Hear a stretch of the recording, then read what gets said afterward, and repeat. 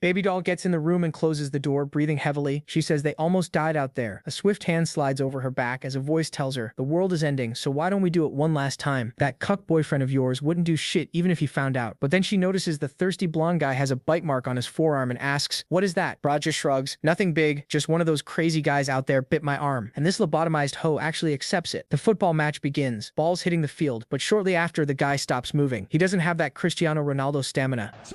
She asks why he's not moving. Yeah, the obvious happened. He turned into a zombie and is about to eat her again. She kicks him away. From outside, a Sung Jin-woo lookalike hears the noise and thinks to himself, wait, isn't that the voice of the girlfriend of the old owner of this body? He goes to take a look and stares with cold, menacing eyes like me trying to hold my laugh when my bro makes a racist joke. The lobotomized blondie looks at Subai and begs for forgiveness, screaming and shouting, but Brad just slowly closes the door while enjoying her screams, that Kira-ass smile on his face. He's thinking a girl who cheats like that deserves this. This dude hates cheaters. In his past life, he was on that Chinese sword immortal vibe. He was about to become a literal god when suddenly one of his disciples, let's call her White Panties, showed up just to stop him from leveling up, telling him to pay for his sins. Before he could react, another one came from behind, hugged him tightly, and pressed 2 bombs against his back. That was another disciple, complaining that her master had treated her unfairly all those years. Bra decided to take them all with him, only to get hit by the skills of yet another disciple. Clearly, he should have chosen his peers based on loyalty instead of just thighs and ass. Not gonna lie, I would have made the same mistake though. After the triple betrayal, he went full Joker one last time and flattened half the earth. I'll tell my son that's how the dinosaurs went extinct. Then he woke up in that apartment from the beginning. Now we know why this dude calmly closed the door and left the lobotomized girl to die. What he doesn't know is that soon enough, he'll find all his beloved disciples in this place, giving him the perfect chance to get revenge on those cannon fodder carriers. But right now, he looks outside and says he knows nothing about this strange cement city. After arriving here in the body of this cuck, the only thing the infamous system gave him was this 10,000 souls banner that lets him control the things he kills. It's trash compared to the weapons he used to carry, so he throws it to the ground while cursing. That's when he remembers 2 perfect trash targets nearby, the 71 IQ duo that devoured each other in every conceivable way. So he opens the door and with a single clean stab, puts them both to sleep. The banner activates and the duo starts getting eaten once more. Blondie girl already got eaten 3 times in one chapter. Outside, the street is infested with zombies. The protagonist is itching to fight, zombies everywhere, and the wig banquet is trying to run away. Big Mac girl gets jealous and shoves the skinny girl backward, and she drops beautifully onto the ground. Okay, skinny might be me getting carried away. And the protagonist is watching from a distance and recognizes her instantly. Lin Wanchu, the queen of the white panties. The problem is there's a whole crowd of zombies between him and her. But he wants to know what Wanchu is doing there. That woman can only die by his hands, not by those monsters. So he throws the spear into a zombie, jumps right after it, catches it midair, drives it straight through the creature's belly, and it drops dead. Wanchu is shaking, stunned that she's still alive. She wonders if this strange man really saved her. But the protagonist says that the damn woman used that thunder technique to leave him in a miserable state, and now she shows up in front of him like a total failure, almost dying to a creature that weak. She's completely confused, not understanding what he's talking about. She stands up and thanks him for saving her, and the creator's shading is still flawless. The protagonist gives her this half glare and puts the spear right in her face, asking if she's going to keep pretending she's clueless. She grabs the spear tip and pushes it away, telling him this isn't the time for drama. What is he even talking about? She doesn't even know him. He wonders if he got it wrong. But remembering the white panties queen side by side, he's sure it has to be her. He knows those curves way too well and he's ready to investigate. Then his stomach growls, and she says she knows a place with food. He thinks for a second, apocalypse. He's human. He needs to eat, so fine, he'll let her come with him. But she grabs his arm and tells him to hurry up. It's like they're having the time of their lives, like they're in a playground and not in the middle of the apocalypse. The protagonist just stares, thinking the fact that she betrayed him never changed, and she's going to pay for it. In front of the market, she says it all happened so fast she didn't even ask his name. He starts to realize it really does seem like she doesn't know much, but he tells her his name while thinking she's not leaving his side. He's going to make her suffer in every possible way. She walks ahead and opens the door, but obviously the place is packed with undead. She freezes, asking why there are so many creatures in there. Weirdly, in the middle of the zombies, there's one saying to buy a phone SIM card for 50% off. The monsters start standing up, waving their arms, scratching around to scare them, but the protagonist is just smiling. Wenkyu clings to him, saying they should run and get out fast, but he says he needed a sacrifice to get his banner to level 2. It's the perfect chance to test the item's abilities. The banner flies out and summons the 2 zombies he killed in the room, but now as slaves, they charge in and bite other zombies right in the neck. It's zombie versus zombie, and there's even some synergy. A blue one goes for the blonde zombie. He dodges, kicks it in the back, it falls toward the girl zombie, and she blows it up in the middle. The protagonist sees a bigger red one leaping in with claws and tells his 2 to fall back, but his zombies get completely wrecked. He doesn't have much spiritual energy, and he uses what little he has left to resummon them and sends them in again. This time he sends the blonde one first. He takes a stab through the air, but it creates an opening for the other one to latch onto the mutant's back. The protagonist activates a chain spell and she bites the creature's neck. It drops dead. The protagonist walks up and activates the spiritual link. A bunch of chains surround the mutant. Lift it up, yank everything out, the spear glows, and the weapon levels up to level 2. Now 5 souls can be summoned. The system warns that to keep leveling up, he'll need to collect an advanced level zombie. The protagonist knows that if it's more advanced than that, he'll probably starve before he finds one. Meanwhile, Lin, all excited, is basically falling for a guy she doesn't even know is dying to kill her. She says she's useless and thanks him. The protagonist agrees, saying yes, she's useless and she's stupid. Damn. Then a bald guy shows up with half a dozen survivors. Wonq clings to the protagonist. One of the survivors mouths off, "Hey, we got here first, are you crazy?" The group agrees, saying everything there belongs to them. The girl in the mini shorts defends the protagonist, saying he did the dirty work, but the gang says he's lying. The monsters fought each other, so clearly he didn't do anything. Lin throws a fit, saying those bastards are trying to steal the protagonist's credit. She's almost crying from anger, yelling when the protagonist tells her not to worry. Only the weak need reasons. The strong create the reasons. Basically, even if he's wrong, he'll do what he wants. He walks up to them and says he wants supplies. Who's gonna stop him? Just say it. They get bold. Everyone yelling, "I'm against it. I'm against it. You're not taking a damn thing from here." The protagonist smiles and says, "All right." Then he summons the Temu version of Buru. Before they can do anything, he sends it straight at them. They're shaking, saying they don't want to die, begging. For a second, I thought he was just gonna scare them. But no, he really tears people in half. He kills a few, then asks again, "Who doesn't want me to take the supplies?" Everyone goes quiet. Real quiet. Then he turns to Wonq and tells her to learn. That's how it's done. Now nobody disobeys. She focuses and says she understands. But what I don't understand is why she's down on the floor, straddling the supplies, rubbing all over them. Girl, stop grinding on people's food, for the love of God. The protagonist tells her she's carrying everything since he saved her. And with that half-lidded stare, he says he can't wait to find out if she's really pretending or if she actually has amnesia. Either way, he's going to make her suffer. But she's all excited, gathering supplies, saying she'll carry it all for him. Dude, you already got betrayed once and you're going to believe it again? I don't know if I buy that she forgot everything. I think she might remember, honestly. But there she is with her toned stomach and mini shorts, saying she's ready to go. The protagonist tells her to come on. He's looking for stronger zombies and she's carrying the supplies. Later. Losers. The survivors are furious. Damn, that guy came in here, killed everyone, and robbed us. The remaining survivors try to grab what's left in the room, but then the protagonist's zombie couple shows up, telling them to get their hands off what belongs to him. Nobody cares anymore, and it turns into a fight over who can grab more supplies. Kicking each other, everyone playing rock, paper, scissors. Then one of them looks back, pissed off. But he doesn't like what he sees because he gets spooked. Wonders what that is doing there, and more zombies have arrived. Wow. Dude, everybody got absolutely shredded. What is this? Now another Big Mac was crying for help over there and then just got its head stomped in. Dude, the main guy killed everyone just to absorb their souls? What is this? What is this? This kid is ruthless, huh? He doesn't forgive anyone. He says leaving those seeds that hate him alive is only going to cause problems later. It just sucks that he's so weak he has to keep a low profile. Meanwhile, the other girl is over there looking like a total mess, all sweaty. Man, what a shame she's completely worn out. It's almost like I'm only saying that so you'll sit there staring at the image for a bit. Alright, that's enough. That's it. Looks like she's pissed because the protagonist is walking too fast. I'm just saying, if she slows down, she really is going to get left behind. She laughs and says she's sure he didn't want to abandon her. Damn, look at that test. He's getting tested right now. He asks why she's so sure. They're basically strangers. Like he wouldn't leave her behind. Then she says she won't get abandoned because she has information about a really strong zombie, and she's sure he'd be interested. And yeah, he is. He immediately asks where to find it. So she says she wasn't at the university today because there was a weird creature on campus. It had a strange smell and seemed kind of dangerous. She's there with her fingers pressed together, begging him to believe her, while he's thinking, well, she's not lying. And since he really does need a creature to evolve, it's worth checking out. At the university, it's packed with zombies, and the scaredy cat is there too. The protagonist starts saying something, but she tells him to shut up, saying there are a lot of creatures there and they can't hear them. But he doesn't care at all. He pulls out the spear and slams it into the ground. He tells the 3 summons to clear the way, while the girl is wondering if this is really the best approach, just killing everything. He doesn't even answer her. He's just wondering if everyone who gets killed by zombies really turns into those half-alive creatures.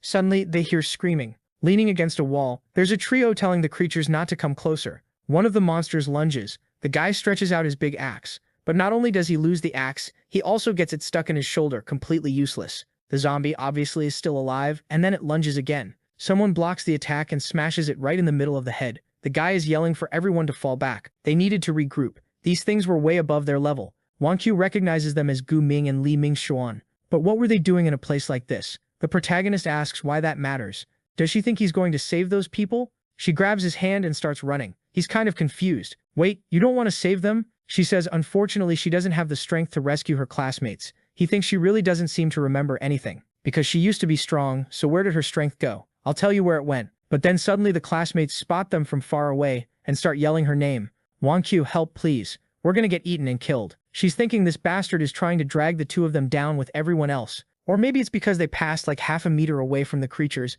That idiot Lin notices and apologizes to the protagonist, saying it's her fault. She really is messing up his life. But he pulls out the spear and summons the three souls. The creatures rush in, handing out slashes, hits, bites. But there are so many that his monsters start getting grabbed like the Walking Dead. A bite to the neck and he loses one, so now he can only control two. He realizes he needs to thin out the zombies so he can summon more. The problem is, first they need a chance to escape. He suddenly asks Won-kyu if she has anything that can make a loud sound. She thinks for a second and shows her phone. He doesn't get it at first, but when she hits play and the music starts, he understands. She tosses it over the creatures and it grabs their attention for a second. But then from the phone thing, he summons that clawed creature. Don't ask me how, and sends it in.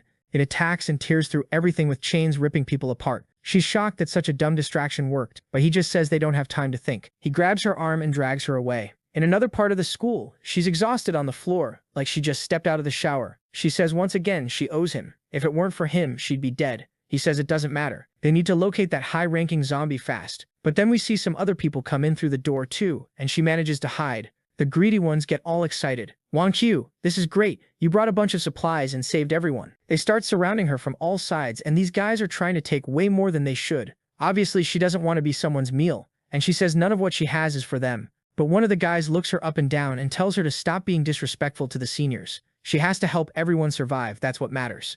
The guy with glasses tells everyone to calm down and not fight. This isn't the time. Then he asks the protagonist to join them, saying there's another room that's better for a meeting and it's safer. The trio goes ahead while Won-kyu apologizes to the protagonist, but says she won't let anyone touch his supplies. He says he doesn't care about those people. He only wants to know if they'll actually help locate the zombie. She says there should be several professors among the survivors so those guys won't dare do anything crazy. He laughs. Yeah, right. Like they wouldn't do anything. As they walk, the bald guy says, guys, I saw her backpack. It's packed. That could last a month. The black-haired guy says he agrees, but Won-kyu won't accept it. The glasses guy says it's fine, just put them on the team, and when they start sharing, they take everything, or they'll have to accept the other option. Right then, someone opens the door, saying they finally arrived. Where are the supplies? The pair walks in, and the protagonist sees the room is full of survivors. For things to be this chaotic, this apocalypse, all these zombies, this must have started recently. Then Won-kyu sighs and suddenly sticks her butt out for no reason. And she even says, you can't touch it. What do you mean? Oh, she's talking about the supplies.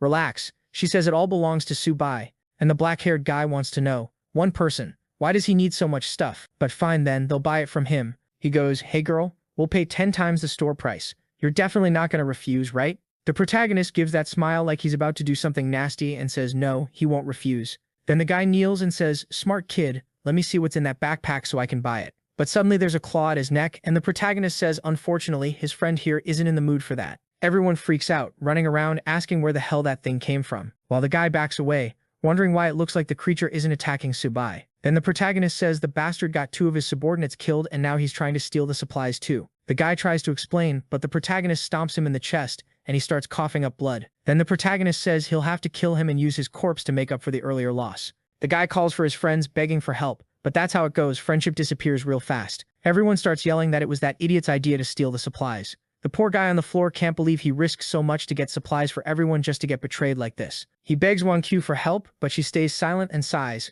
I thought she was going to tell him to kill the guy, but instead she asks the protagonist to forgive him this one time. They could take her share of the food and nobody would touch his, but the protagonist stares, realizing this girl is way too weak. She only looks like the Won-kyu he used to know. He has no reason to keep her around anymore. Damn, he's cold. So what? Cut her throat. Then go on. Kill her. I dare you. Come on. Prove you're the protagonist. And then he stands up and says, all right then. Our deal ends here. You found your people, and from now on we go our separate ways. She grabs his arm and begs him to wait. She knows exactly where the zombie he's looking for is. He asks if she saw it, and she says not exactly. She can feel an aura, a different smell coming from a certain area. She doesn't know why, but she's almost sure. He remembers Won-kyu, the white panties queen, had an innate spirit, a super rare body that could sense spiritual energy, and maybe she brought something like that into this world. Next chapter, they're by a little wall, and a guy asks if the girl found what he asked for. Apparently it was a stick and a long sleeve, and the protagonist asks where Lin found that. She puts her hands together and says she basically was born knowing,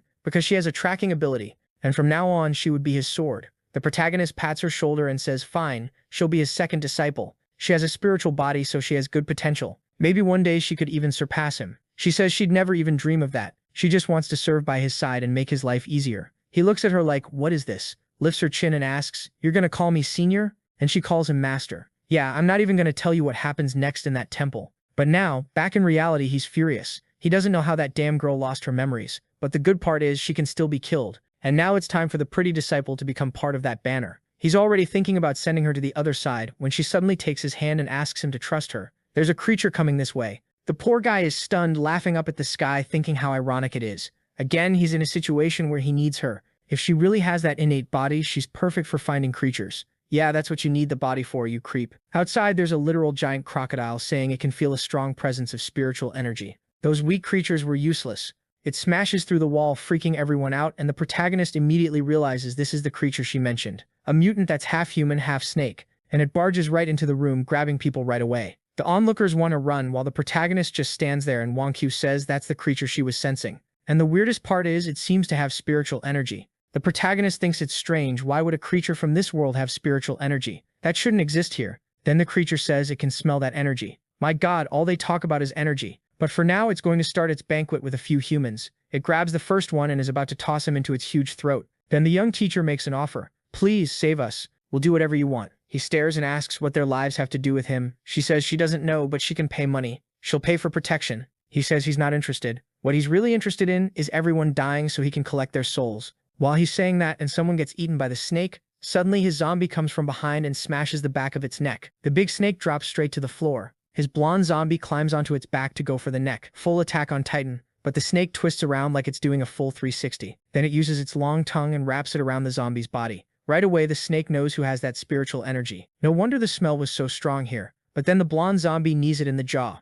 That guy is the real protagonist. Subai still hasn't done anything so far. Subai says it looks like he won't be able to wait for everyone to die since the creature is coming straight for him. He's got guts, but he knows in this life it's going to be way harder to deal with something like this. But there's a way to get strong fast by draining everyone. So he warns them he won't be able to save everyone. But if anyone wants to join his group of undead, then they have a chance. If nobody wants to, he'll just leave and they'll die there. Obviously, nobody wants to accept that deal. He starts to walk away. Lin tries to say something, and then the teacher steps forward and says she'll give herself to him. But the protagonist stares and sees something incredible. He reaches out with his big hand to grab her necklace and asks where she found it. She says it's something her father found by accident many years ago. If he liked it that much, she just takes it off her neck and hands it to him, saying he can keep it. All she wants is for him to protect the students. The protagonist realizes it's a stone from the immortal realm, and the quality isn't even that low. But how did something like that end up in this world? Maybe it's not a coincidence that he and Won-Kyu are there too. There's a good chance there are more female disciples in that place. The system immediately says he recognized the spirit stone and asks if he wants to use it.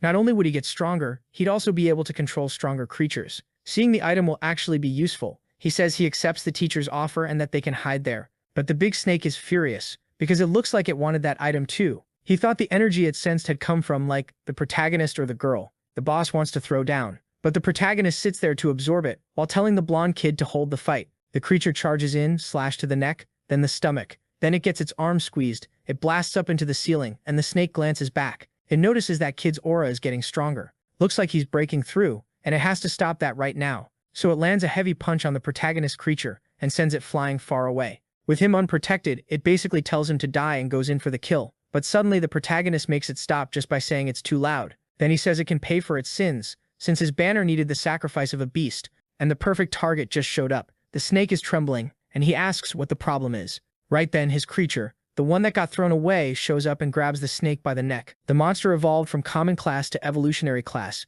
The protagonist immediately orders it to kill. It drives 5 claws into the snake's chest. The snake writhes, spits, gets slammed into the ceiling, thrown away. The thing manages to hang on at the edge of the building, pulls itself up and says it really underestimated the kid. But obviously it didn't come all the way here without being prepared. What a sneaky snake. Down below with the survivors, the black-haired guy pierces both his friends' chests. Everyone looks back, confused, asking why Ming Xuan did that. And with his tongue hanging out, it's more than obvious. He asks what it feels like to be betrayed. They never imagined they'd end up like this. Then he rushes in and starts tearing through all the classmates. He doesn't kill the teacher though. Why would he? He leaves her there. Meanwhile, Won-Kyu and the protagonist are trying to figure out what happened to Ming Xuan. The protagonist is impressed. He didn't think humans could become followers of beasts. But the more this guy kills, the better for him, since everyone will go into the banner. The teacher steps in front of a student to protect them, saying he can't just kill like that. He grabs her by the neck and asks what she knows, since she wants to protect them so badly she can die too. He's about to slash her, but the protagonist pulls him back. He steps forward while Wang Qiu tells them to trust Subai. He wants to keep her alive because he wants to know exactly where she got that stone. He pulls out the banner and orders the souls to rise. Ming Xuan is standing there, not really understanding what the protagonist is doing. Seeing the protagonist getting stronger and trying to help the Snake Master, he charges. The protagonist frowns for a second, then extends the spear and orders the zombie to finish him. And then it's creatures everywhere, hugging, grabbing, biting him. He's screaming, asking why they're attacking him. He already killed everyone, while the protagonist just watches. The snake boss recognizes the 10,000 souls banner and asks if he's really planning to use trash like that against it. The protagonist, already summoning the new crew, asks if it really wants to find out whether this weapon is trash or not. The guy who turned into a snake is running around begging for help, while the enemy is trying to understand why it's so unlucky today. Not even that stupid puppet it made a contract with is useful. The kid evolved, so the best option now might be to get out. Ming Xuan comes closer, but the boss grabs him by the leg and tells that bastard to buy time. It throws him back, he crashes into the wall, and the boss turns to leave, saying the situation is kind of unfavorable now. But obviously the protagonist isn't letting that happen, and he orders the zombies to attack the boss. Immediately the blonde final boss jumps it from behind, slams it to the ground, the whole building collapses, and it ends up on the street. The protagonist's stone zombie takes a falling stance, stone skin forming spikes that pin the lizard snake into the ground by all four limbs. While Wang Qiu says the protagonist is going to win, the snake down there tells him to keep dreaming. It's never dying there. Then it turns into a snake and slips away. Ming Xuan is screaming for help, but it's too late. The former classmate is already in front of him cracking his knuckles, saying now he's going to pay for everything he did. The idiot still tries to act tough, saying anyone who comes close is getting bitten, but in the end he gets completely stomped. Meanwhile, the girls are worried the creature escaped. The protagonist says it's fine, it ran, but it didn't escape his perception. He looks toward the target still sliding away. After creating some distance, the creature transforms back, thinking it's unlucky there's a cultivator here, but whatever, it got away and it's leaving now. Then someone asks where it thinks it's going. It's the protagonist, asking if it's really going to run. The snake doesn't understand, asking how it was found. He's in such a beginner realm. How is his perception that high? The protagonist doesn't even feel like answering. He just orders his creatures to rush it and capture it. The stone zombie pins it again with spikes on all four limbs, holding it to the wall, and the blonde one comes in and drives a strike right into the middle of its neck. The protagonist says now he wants to see it try to run. The snake is screaming, saying it won't let them survive, and it's going to fight dirty too. It activates a shadow clone of the snake. Literally, a bunch of little green snakes rush the protagonist, but he just says that bastard really doesn't know when to quit. He stabs one of the illusions, one that was obviously real. The snake keeps asking how the hell his perception is so sharp. The protagonist says again he doesn't have to answer. The snake is only alive because it still has a use for him. He activates the banner's restriction and chains start wrapping around it. The snake insists that if it's going to die, the kid is dying with it. But Sabri says he won't let it sacrifice its soul like that.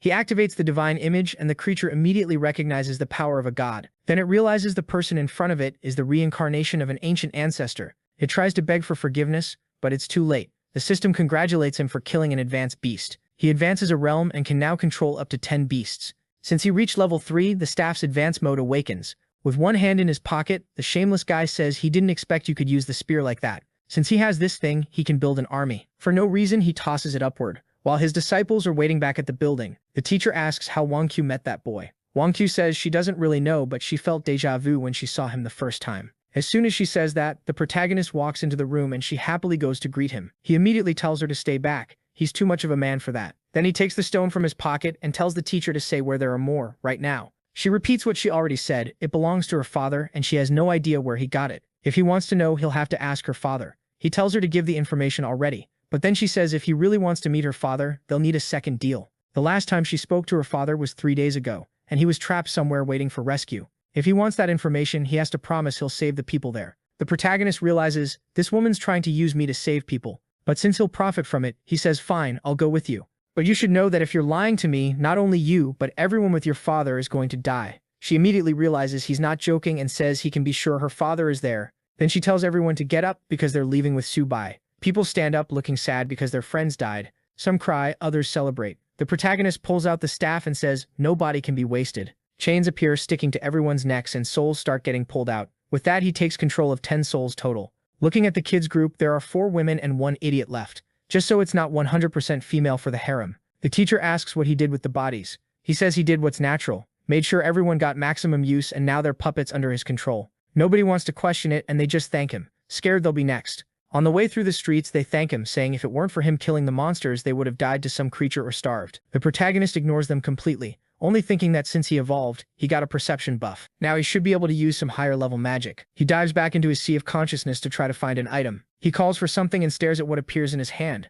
While Wang Qiu looks confused, doesn't it look like the sword she used in her past life? She wants to grab it, saying the sword is strange. She feels nostalgic, like she's seen it before. The protagonist just watches, realizing it looks like her memories are starting to come back. For him, that's perfect. It'd be even better if she remembered what she did and became a sheep ready to be slaughtered. The guy is insane. He's eager to see what she'll try to do to him. He throws the sword on the ground and says, since she seems to be getting déjà vu, she can keep it. She's confused, pointing at herself and saying, but why do you want to give me a sword? It's not like you want me fighting monsters, right? He asks why not. Does she think he's going to protect her forever? Seems like this girl has a knee problem and can't bend down to squat every time she sticks her butt out. And this time, the moment she touched the sword, she instantly started remembering everything that happened, telling the master to stop, how she was his servant and how he helped her. And it looks like the protagonist already knows she knows, because he's furious. She gets startled and calls him master. Honestly, it's hard to tell because she freaks out and collapses like an idiot, but it was all part of the protagonist's plan. He pulls out the big snake, saying he's going to get revenge now.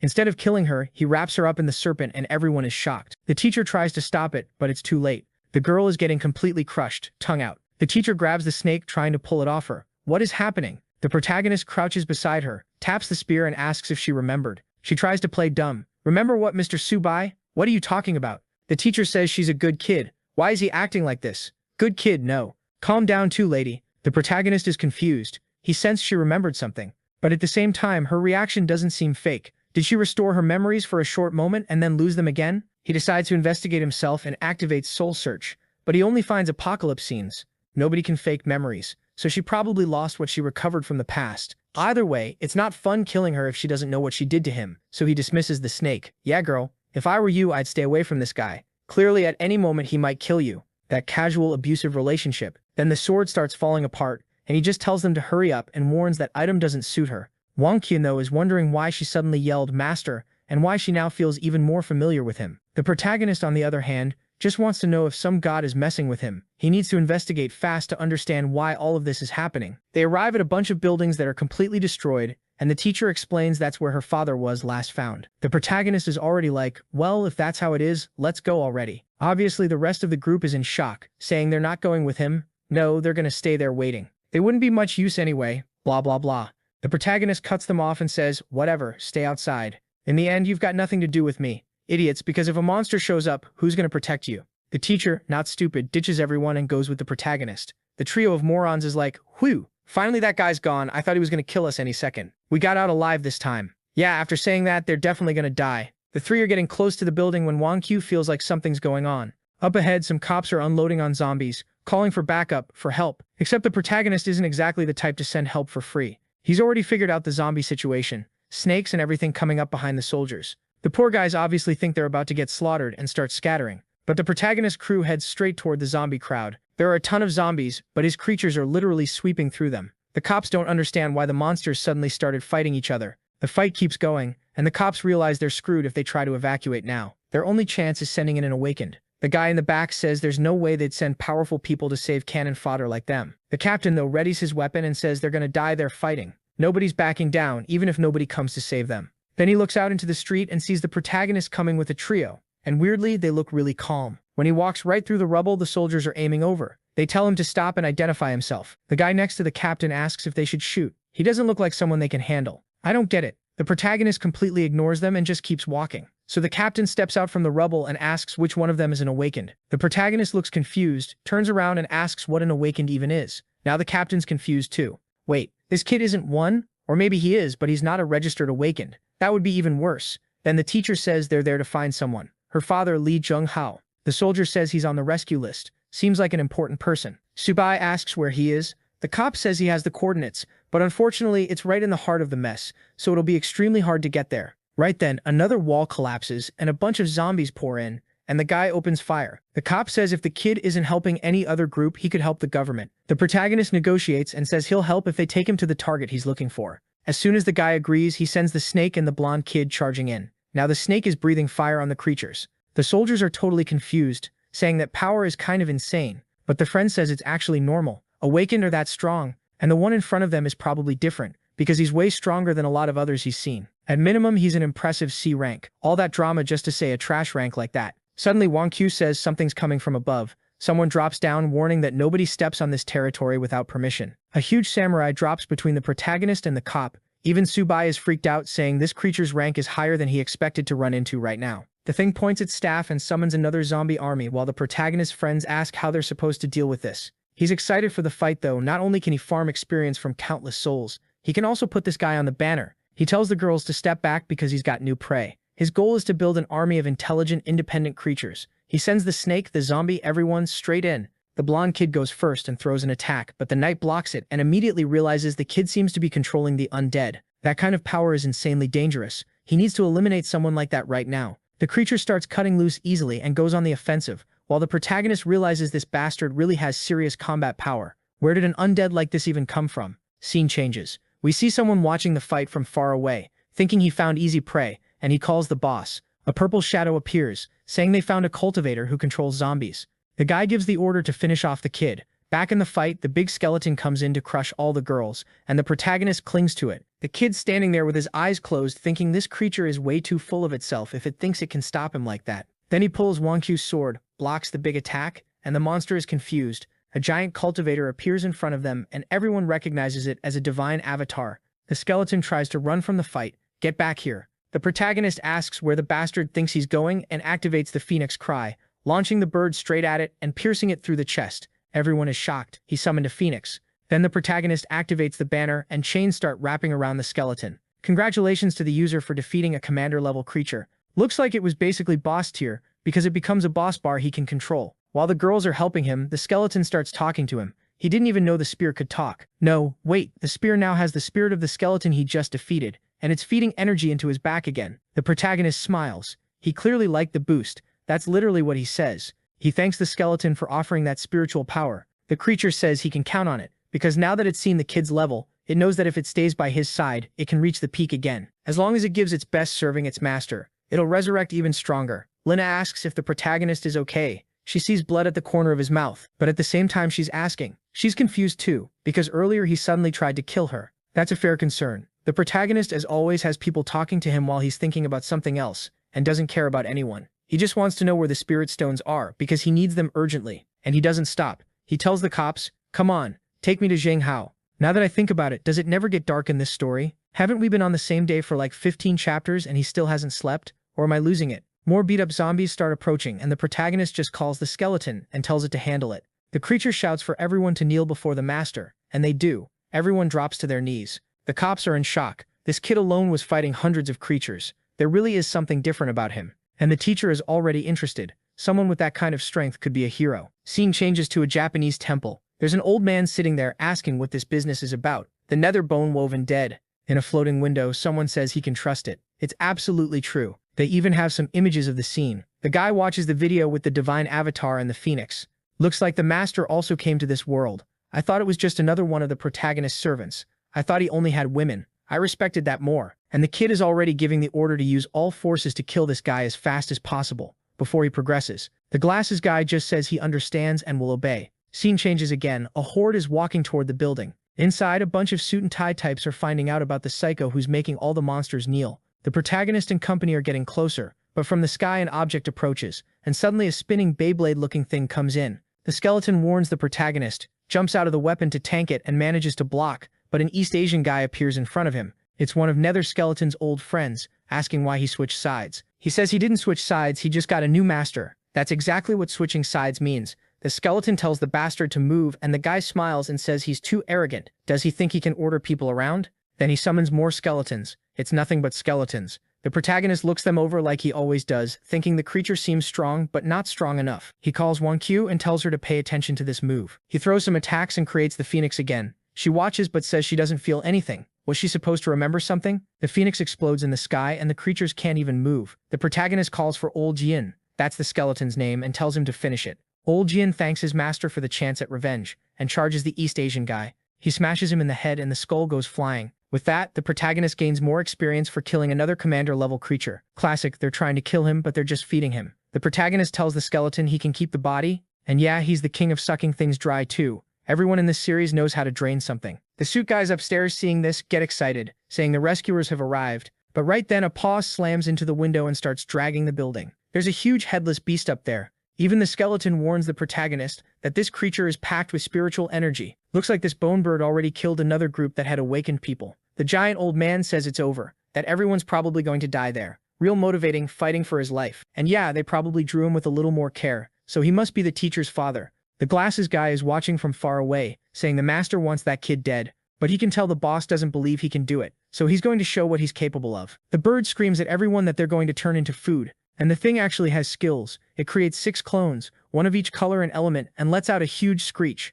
Everyone's hearing gets wrecked and nobody can orient themselves. The protagonist realizes he isn't in pain, but his spiritual energy is being suppressed. He tells the skeleton to stop that casting, and the skeleton rushes in, but the bird blocks with its legs and counters with a storm of feathers. Another one, the purple clone, comes at the protagonist. He grabs the sword and almost slices it, but it dodges clean choreography. It lands a low attack that he barely avoids, but he still gets hit in the arm. He's confused, his vision and agility feel completely suppressed by the creature. He's pissed. The damn chicken is giving him more trouble than he expected. Still, it's only a matter of time before this ends. He just has to shut the bird up while it's screaming. He releases the whole gang and it turns into chaos. The snake gets grabbed, the blonde kid gets grabbed by another one, another bird runs off. The protagonist slips up and almost takes a hit in the back. Then the skeleton tries that social media bait tactic, basically taunting that the bird only runs and can't deal any damage. The idiot falls for it and charges, slamming a paw right into the skeleton. Meanwhile, the well-fed young women are still on the ground, unable to do anything. The glasses guy is confused. The master wants him to kill the kid, but the kid looks kind of useless. If that's the case, he'll just torture him slowly. Meanwhile, the old man who gave up didn't just give up, he wants the protagonist to give up too. He says, "Young man, stop fighting. You don't have any chance. Take my girl Jingya and run from this place." Like any protagonist, he's thinking, am I going to have to use that technique? Suddenly, a wooden branch smacks the bird right in the head, and someone comes in, jumping around with crazy flexibility and lands a hit right in the creature's skull. The bird stops screeching and everyone gets their sanity back. The new girl who showed up is wearing something that looks more painted on than actually worn. Even the women are in love. And there's the protagonist, acting all polite, thanking her. "What's this? I thought you were the Giga Chad." She just tells him to stop thanking her. They still have things to deal with. She shows up and immediately talks down to him. He gets humbled, like always. Meanwhile, the skeleton appears behind the bird and says now that the spiritual energy isn't being suppressed, it's easy. It crushes it, slamming it into the ground, and another sword slices through another one. The protagonist realizes these birds are useless without those sound waves. The glasses guy seems to recognize the girl who just arrived as Chuan Yin-yun, but she shouldn't be there. Everyone in the warehouse was supposed to be dead. The bird is asking the same thing. Where did this person come from? Now the old guy changed his mindset. Perfect. Now nobody's going to be able to stop us from surviving. We're all getting out alive.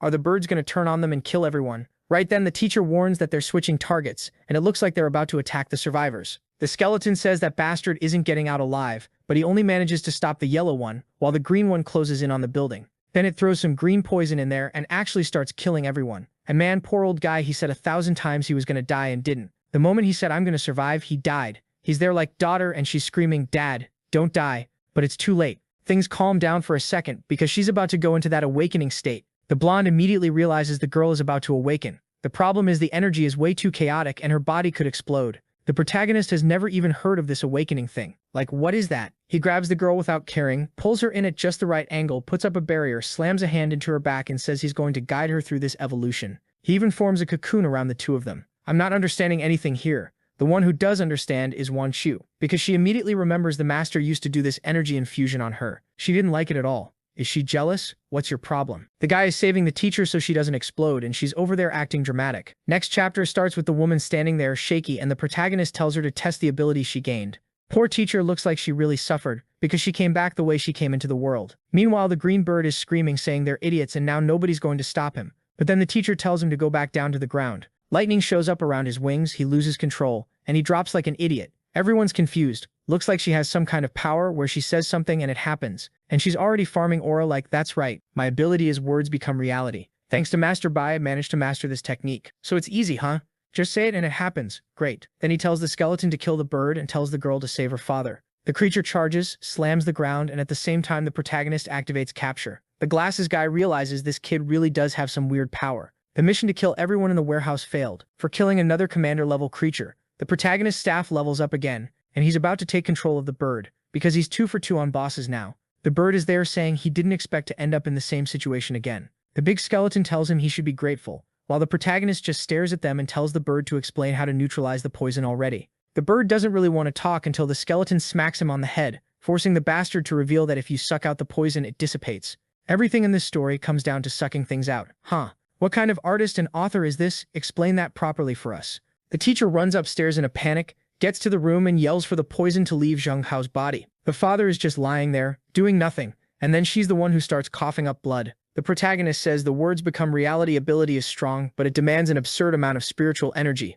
At this rate, she'll fall into a coma, and in the worst case, it can damage her bones or even kill her. She got lucky that this time it was only blood. Then he calls the Birdman over and tells him to fix it, warning that if the old guy dies, the bird will be destroyed too. The creature goes in with its little claw and manages to pull the poison out of the old guy's body. But it explains the old man took poison a long time ago, so he might not wake up. The teacher screams for her dad, desperate, while Wang Q is calling the protagonist over, wanting to know what they're going to do if he really is dead. He tells her to relax, because he can feel spiritual energy in that man's body. Oh, and again she called him master. She doesn't get it. Why does she keep calling him master all the time? What's her relationship with Subai? You should know, girl. You're the one living it. Then the protagonist notices that on the old man's hands resting on his stomach, there's another high-level stone. He tells Wang Q to hold it and asks what she can feel. She turns and says she's sensing something about 30 kilometers in that direction. He turns and says they're heading east. The teacher says she has to stay to take care of her father. The poor guy probably needs a burial, I guess. But right then Chuan Yingyun stops the kid and tells him to stay there. Wait, what? I thought she was going to threaten him, but not like this. She asks if he doesn't remember what he said, and it looks like she asked for his weapon. He says it's fine and tosses it into her hand. Apparently it's not that important, because even she's confused. Why did he hand this over without hesitating? The blonde thinks she's going to absorb the spirits to increase her strength. She's not going to think too hard about why he didn't hesitate. She'll absorb them and then figure out the next step. She grips the protagonist's spear tightly, feels something weird and drops to her knees. Looks like she's trying to use one of her abilities, but it's not working, and she's even getting backlash. He's standing there holding the sword at his side and asks if she wants to try that one. She seems to accept and gives the spear back, saying this thing is way too strong. Then she pulls the sword thinking, well, he used this to cut that bird, so it must be an insane item. The moment she starts using the power, the phoenix appears, and she drops to her knees again, coughing blood. Right away she wonders why this kid has spiritual weapons with spirits inside them. The protagonist already figured out she has the power to absorb spirits, which is pretty common. But it's bad luck for her because the phoenix sword is a divine artifact. The spear was also given by the system, so it's beyond divine power. While she's trying to rank up, she doesn't stand a chance at all. She gives the sword back and apologizes. Then he says, how about you serve me, blonde? From now on, any weapons we find out there are yours. Considering how strong he is, she agrees immediately and says the deal is done. Then the phoenix tells the big skeleton it's messed up that he stole the girl's energy. The skeleton says he'll do anything for the boss, and from the looks of it, he really drained the blonde dry and sent it all to him. Outside, the people there wave goodbye to the protagonist, thanking him and saying they'll take care of the teacher. So they're really leaving her behind? Alright then. It's rare for protagonists to ditch the teacher like that. Usually they drag it out forever. But then the scene switches to a mansion with zombies coming up on both sides of the staircase. In the back, there's a red-haired girl with a veil stuck to her, everyone crying saying they're going to die until a shadow passes by and starts cutting everything down. Oh, it's that guy who used to be the protagonist's student. He calls out to Fei Sewer and says it's been a long time since they've seen each other. Her father asks if she knows him. She's about to say no, but he comes up, puts a hand on her forehead, and says she's his little younger sister. So they were probably both the protagonist's students, and she's the girl who threw that big coin at the protagonist. And now that she remembers because he put his hand on her forehead, she seems to recall everything that happened too. The guy says, well, now that you've awakened, you already know we've got something important to take care of. She says they really do need to handle it urgently, puts up a coin barrier and says goodbye to her father. It's a shame the master she loves so much survived, because now she and the other brother are going to have to work hard to finish him off one more time. Meanwhile, the glasses guy is in shock that he failed. Looks like he wants to kill Subai to get something from the human he obeys, so he can return to his world. But while that's going on, the group is walking down the street watching people get eaten and doing absolutely nothing. Even Wang Q says, wow, aren't we going to save them? We're right here, just kill them. But the blonde only says that in the apocalypse you can't save everyone. Come on, you're literally right next to them. You clearly can. The protagonist, on the other hand, is all about efficiency. He says protecting others will waste time, they need to avoid any trouble. The bad part is that Wang Q says she can feel spiritual energy approaching. Great. The glasses guy is bringing the gang. He stops in front of the protagonist and says the bastard killed 3 of his generals and he's not getting away with it. The parakeet thinks the former boss is about to teach Subi a lesson, but the big skeleton warns him he has no idea what the kid is capable of. The protagonist immediately tells those 2 bastards to go in, and the 2 generals charge. That Hao Jie guy though fires back saying they're getting way too full of themselves and asks if they've forgotten who taught them in the first place. All of a sudden, the ground starts cracking apart, and someone yells that the creature was using a genjutsu, and everyone needs to cover their ears. But the blonde in latex is deaf. She's already launched herself straight at him. He says she's a beautiful young girl, but way too cruel. With one stare, she drops into a weird position. Then suddenly she's crying, calling for her mom. That's when the protagonist asks the old man with the staff if he can create illusions like that too. But the skeleton explains that the horse guy's body is basically built out of mind control domains. His voice, his eyes, every cell and pore in him was made for it. The protagonist says mind control is an impressive ability, but blocking it isn't that hard either. He forms a quick hand sign and suddenly throws up a barrier around himself. He blocks every bodily perception, but the guy asks how he's supposed to fight like that. The protagonist just sends a flame attack and tells the idiot to worry about himself. The attack looks like it hits dead on, but from the protagonist's expression and the fact the guy is still talking trash, it clearly did nothing. He orders the skeletons to come at him, and now the protagonist and his group are surrounded by a gang spinning around them. The women are clinging to each other like always. They're grabbing onto each other every 2 seconds, while the skeleton warns the protagonist that they're inside this guy's domain and won't be able to escape the mind control. Cut to the cultivation realm. With our guy looking down from above, let's put it that way. The horse guy is laughing, saying Subiya finally failed. He wants to see what's inside his illusion. Looks like the protagonist is watching Subiya teaching all his students, and he recognizes Subiya's student as his own master, you know? Right away he realizes, wait, if my master was Subiya's master, then who was Subiya? And in the illusion, Subiya is talking to him. He asks if he's tired of watching. Turns out he was Yumbi's damn lackey. Our guy is stunned. How could someone inside an illusion have independent awareness? But illusion Subiya just draws his sword and unleashes the third flame Phoenix Cry Slash, splitting him in half. Then we're back in the real world, and the protagonist says he wasn't cutting his body, he was cutting the illusion. And now he understands this bastard belonged to Yumbin. The protagonist already knows it. Another person he treated like a son was trying to stab him in the back. 2 skeletons rush him. The protagonist blocks and the guy tries to use the opening to escape. He slides away, pulls out a fan, and announces he's going to rule this apocalyptic world, and it won't be because of the illusions he has. He throws out a technique, saying it'll kill the protagonist, but the protagonist tells the skeleton he should know that thing's weakness. He gets ready and tells the creature to attack the guy's soul consciousness. Fan guy starts firing spikes, telling the protagonist to go train more, but the big skeleton blocks everything easily. The bird keeps dodging, and the cross-eyed guy realizes it's over. The 2 generals are closing in, and there's no way out. He asks why they betrayed him, and the skeleton casually answers that they get 6 meals a day now, which is way better. At this rate, they'll rank up much faster.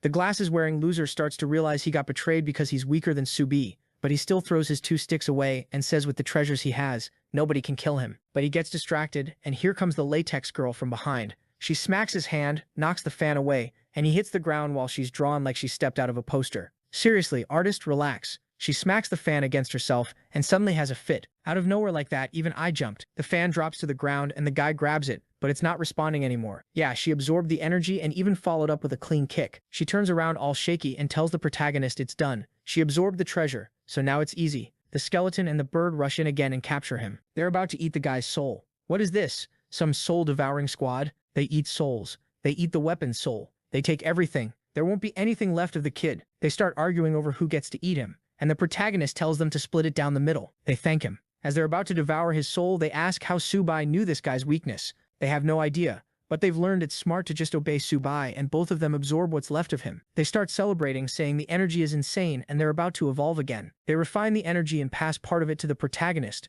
and that pushes him into a new level. The banner hits level 5, and now he can control 30 more common demons. The protagonist says he can finally check the Sea of Consciousness again. When his hand goes in, he says he touched something incredible. Yeah, now I'm nervous. But the scene switches to a cave, where a girl asks her senior brother if this is the place. She can feel dense energy inside. It's his disciples, and the guy is sensing that Glasses guy lost his vital energy. Looks like the master is still as formidable as ever. They move through the cave until they reach a spring. The girl says the energy there is ridiculous. If they stayed one day, they'd evolve like crazy. But then she looks back and says she feels someone outside. He tells her not to worry and to remember he's first class when it comes to illusions. Outside, voices are asking about someone stealing spirit stones, saying somebody's basically asking to die. And then we see the protagonist arriving with his group, right? His young one can sense the energy and tracked it to this spot. The girl in mini shorts notices holes in the wall and says there were supposed to be spirit stones there. The protagonist, knowing how many there should have been, is sure there's a spirit source nearby. The body-painted outfit girl doesn't understand what a spirit source even is. She has no clue.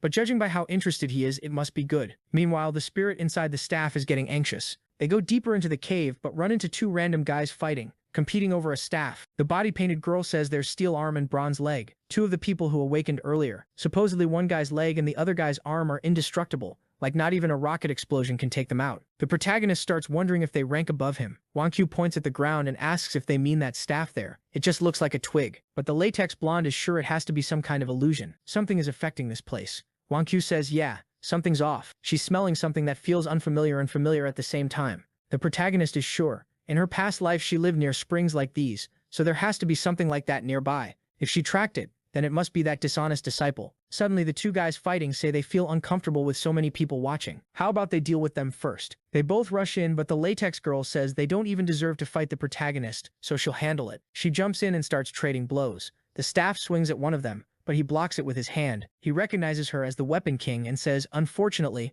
her ability is useless, and he shatters it with one punch. At the same time, the leg guy comes in from behind and nails her in the stomach. She says her tendons are gone. I thought she was going to be useful, but no, just there for the protagonist to save her and farm some aura. He sends the skeleton and the bird in, and they charge, but the two guys are still defending fine. And then, my god, the protagonist has to tear her clothes.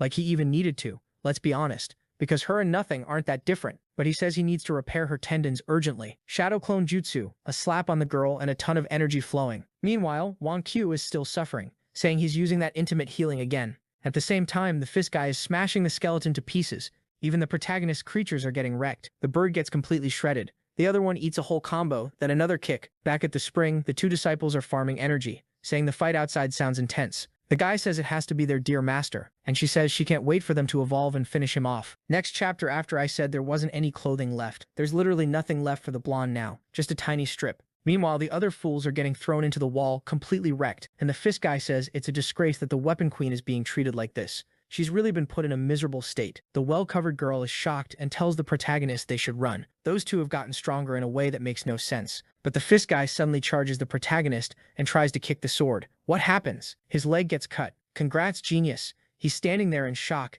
and the fist guy says it's impossible that his leg got destroyed. While the bird and the skeleton laugh, saying the boss's weapon is an indestructible divine item. Right away, the leg guy starts hopping away, trying to escape. But the protagonist pulls out the rope, swings it over, and slams him to the ground, pinned down like an idiot. The fist guy is sure he can't beat this guy. And Subai says he's used that rope to tie up oxen from higher realms, so the guy should feel honored. Wang Q remembers that, and once again wonders what kind of memories these are. The guy demands he take the rope off and fight like a real man, but our boy just tears off his leg and that's it. Then he tells the skeleton and the other one to activate soul devouring, and they both consume him. Meanwhile, the fully covered girl asks what abilities Subai awakened exactly. The fist guy already gets it, after seeing the rope rip his friend apart. If he tries to face this guy, he has no chance, so he kneels, apologizes, and swears loyalty. The protagonist says he preferred him back when he wanted to fight, but then the guy gets startled, picks up the twig, and asks why the item they were fighting over turned into this trash. When the protagonist says it was an illusion, the guy throws it down in anger, and our guy says the person who made the illusion is right behind that wall, so a fight breaks out inside while the two are enjoying the hot spring. The girl is scared, but he tells her to relax, he's absorbed enough already, and now he can kill that guy easily. Unfortunately for everyone, when the wall breaks, the traitor has already put her outfit back on. At the same time, the fist guy comes in to punch the master. He says the bastard is going to die, but the master dodges easily. Then the queen of gold coins pulls some coins into her hand, uses them like bullets, and pierces the guy all over. He looked like he tanked it for a second. I thought he'd get back up, but he face plants. Wang Q, once again, seeing that gold shooting ability, wonders where she's seen it before. Both disciples greet the master, saying it's been a long time. Meeting again just to fight would only damage the world's harmony. Then they ask why Senior Wang Q is standing next to him right now. Did she forget the seniors and juniors' plans? Suddenly she grabs her head and says she doesn't know what they're talking about, and her brain feels like it's splitting. The latex queen wants to know why Wang Q seems to know these people, and why everyone keeps calling Subai master. The skeleton and the bird are stunned. The person they call master is calling master the people who are calling the protagonist master. Yeah, it's a mess, but you get it. The protagonist just asks if Yunbin tried to kill him that day of the tribulation and if Hao Ji was acting under his orders. But Yunbin tells the master to stop asking so many questions. They can settle it with swords, and Hao Ji pulls out her coins, saying it's a shame she'll have to finish off Wan Chu, since she's standing by the master. But she's shocked to see Wan Chu herself step in front of our guy, ready to sacrifice herself for him. She screams, asking if she forgot all the evil things he'd done. But Wan Chu fires back that they're the ones doing evil, not him. She hasn't known Subai for that long, but she believes him. And that's why, if they want to kill him, they'll have to go through her first. The Queen of Coins says fine. Then she's basically asking to die. Right then, the little outfit girl jumps into the fight. She shows up already defending everyone, swatting the coins away and throwing them off. Artist, I don't even know what to say to you. And she answers that she loves gossip and fighting, so this place is perfect for her. The coin girl tells her to stop sticking her nose into other people's business and launches another attack, a whole barrage of coins while the woman just tanks it all with her staff. The protagonist is mostly staring at the guy lying there, not looking too worried. Then, actually no, he just drags the guy into the banner too. Boom. Reborn inside the staff. The guy's confused, trying to figure out what he's doing there. The protagonist tells him that if he becomes a servant, he'll get an immortal body. The skeleton and the bird don't look thrilled about it, but since he'll die if he refuses, he obviously decides it's a huge opportunity. Meanwhile, the protagonist is thinking that in this life, he wants to build a group of followers who are loyal. Yeah, not sure the best plan is beating a bunch of people and then stuffing them into the staff, but he gives his speech anyway. You're my servants, but you're also my friends. I'm looking forward to what you can do. And they all swear they'll give it everything they've got. Then the protagonist tells the three of them to handle the problem of the day. The creatures move in while the little outfit girl keeps defending against the coin attacks, but the money queen pulls off this super flexible dodge,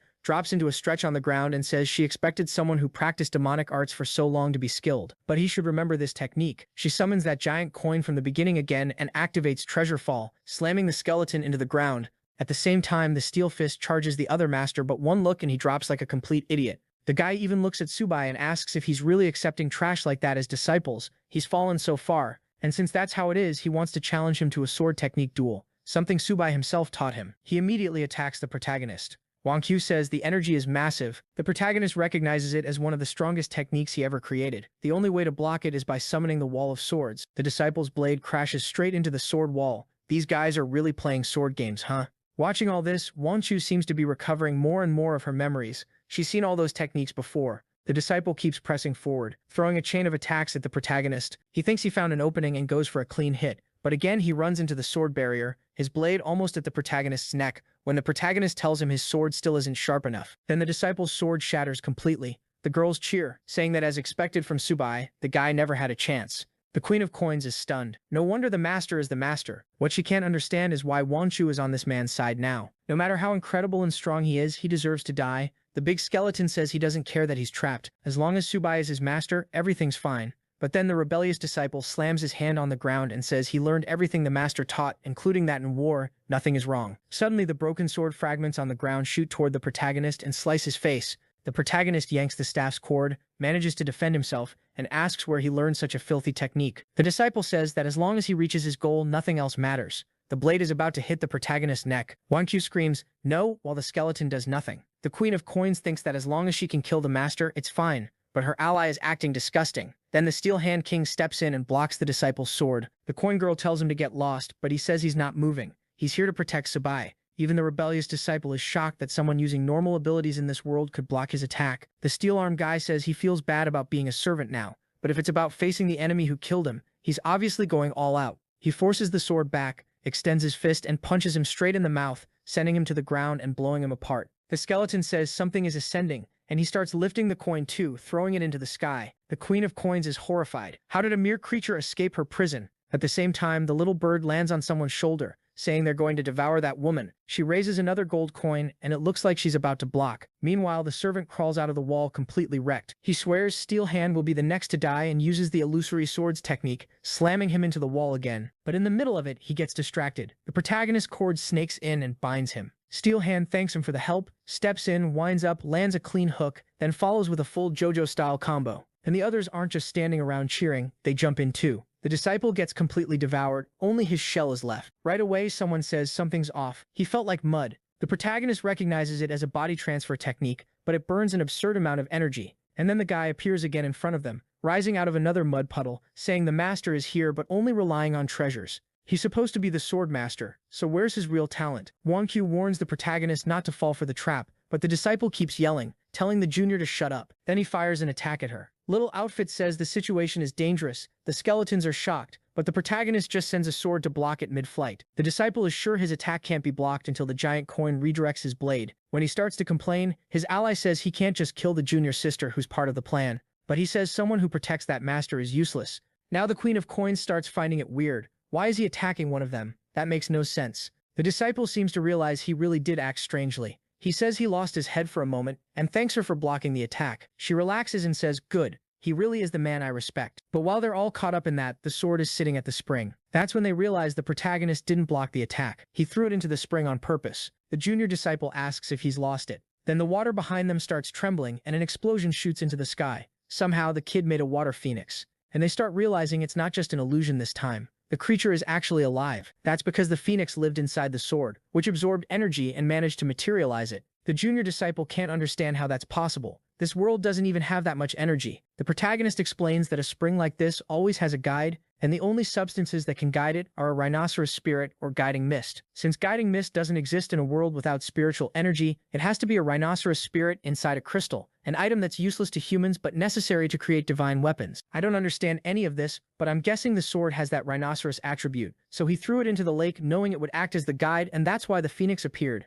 And the Queen of Coins says that even if he's cruel, his knowledge is intoxicating. The phoenix flaps its wings and the junior gets wrecked trying to defend himself. Phoenix fire has a property that melts anything it touches. He calls for Xiaoshu and says they have to run. There's no chance anymore. But the protagonist lashes out with the cord again. The junior activates the mud body technique again and slips away, saying they'll settle this another day. The blonde with the painted outfit asks why Subai doesn't chase them and kill them now. He explains that just because he nurtured this divine weapon doesn't mean it recovered all its powers. The phoenix he summoned with the spring only lasts a few seconds, then it dissolves and returns to the sword. The skeletons are impressed, saying he made an incredible plan by pretending he had phoenix power to force both of them to flee. The protagonist thanks Steel Fist for defending him. The guy is thrilled even if he's a servant now. At least the boss thanked him. Then the protagonist steps into the spring and calls everyone in. Painted Outfit starts taking off the little clothing she has to jump in, but like, she's got what? A boot and that's it. She jumps in excited. But the protagonist warns her it's the kind of liquid you have to enter slowly or it resists you and you'll smack your face. And of course the obvious happens.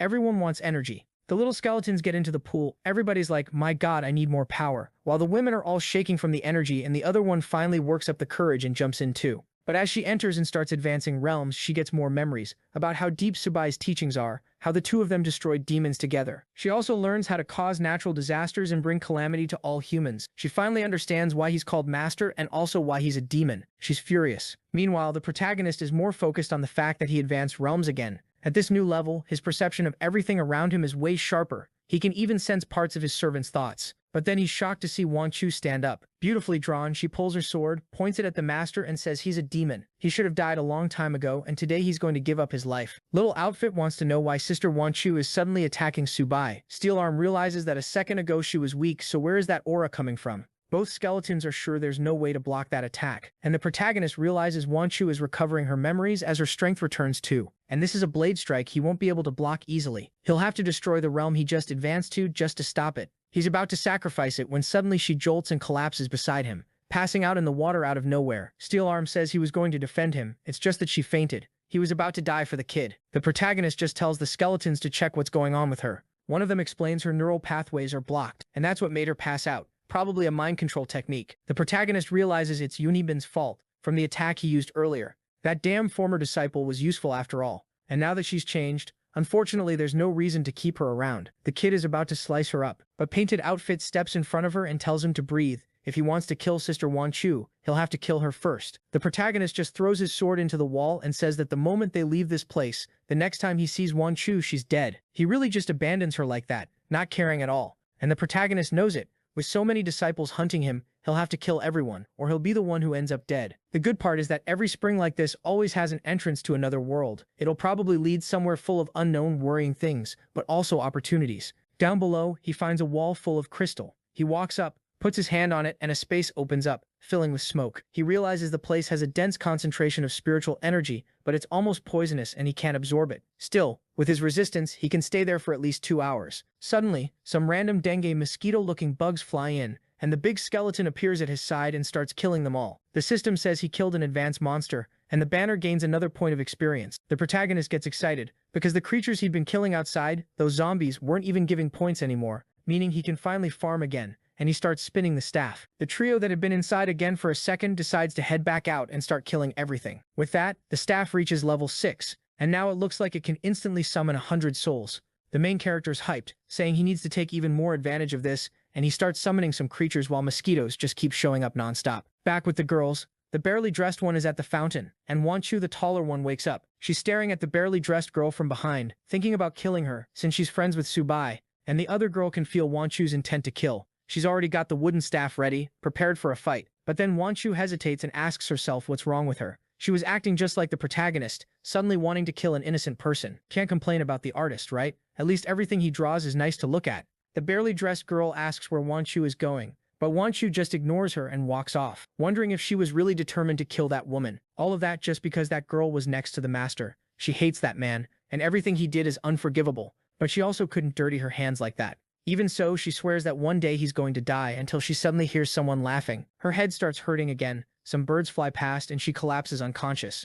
Meanwhile, the protagonist is down at the bottom of the sea, with the staff spinning the creatures to farm while he cultivates on the ground. He says they've already collected hundreds of souls and those monsters aren't giving experience anymore. Is it the perfect time to leave? No, because a gigantic mosquito shows up. The big skeleton freaks out, and the thing comes in to stab the protagonist. But the Steel Arm King shows up and tanks it. The others warn that it's better to retreat now. The protagonist wants to fight, but his resistance to the gas is running out too. The problem is not farming a giant creature like that would be a waste. But since his protection is fading, his summons are getting affected too. So yeah, looks like they're getting out. Staff up, he stores everyone, and they swim out. The protagonist bummed he wanted one more breakthrough. But then he looks back and sees the giant mosquito chasing them, and he notices that once it leaves the realm it belonged to, it shrinks a lot. So he takes the chance to pull it into the banner. It drops inside a room with other mosquito souls the protagonist already absorbed, and it starts fighting. And he's sure there's still a lot left to explore in that place. He really needs to get even stronger. But at the same time, he's having flashbacks of Wang Qiu calling him a monster, and he wonders why people think he's the villain. Why did all the disciples betray him like that? To figure out those mysteries, he really needs more power. I think it's because you only want to get stronger and stronger that they betrayed you. Then Steel Arm tells him he found a catalog from that place, with records of various creatures. As soon as they get out of the sea, he runs into the barely dressed girl again and asks where Wang Qiu is. She says Wang Qiu also thought about killing her, but then turned around and left. The protagonist tells them to move, while the blonde says that if her friend had attacked, she would have died. It's funny how she says that and the protagonist doesn't care at all. Boom, they're out of the cave and he doesn't even react to that information. Then the scene switches to some adventurers in the mountains finding Wang Qiu passed out. Since she's holding a sword, everyone knows she's an ability user. And in that group there's a girl named Bai Yu who immediately feels some inexplicable connection with Wang Qiu. Yeah, the story really loves putting women together so they can clash. She recognizes Wang Qiu was hit by a mental attack and her nerves are in chaos. After her friend helps her up, Wang Qiu wakes up kind of dazed and recognizes sister Yu Yu. Yu Yu is confused, wanting to know how Wang Qiu even knows her name. Wang Qiu realizes right away that just like she lost her memories, Yu Yu went through the same thing. But maybe having no memories is actually better. Still, Wang Qiu is really messed up. She stands up. Yu Yu mentions the mental attack, and Wang Qiu grabs her head as the pain hits again. She's hearing an evil laugh and tells herself that senior brother is destroying her. Yu Yu doesn't get it. First tell me how you know my name, and who is this senior brother that's killing you? But Wang Qiu is talking to herself, wondering whether she should believe senior brother or the master who was actually good, and who was cruel. Yu says she has no idea what the crazy blonde is thinking. But as ability users, all they need to do is kill demons and uphold justice. Wang Qiu says she agrees. Since she can't trust either of them, she'll do what she thinks is right.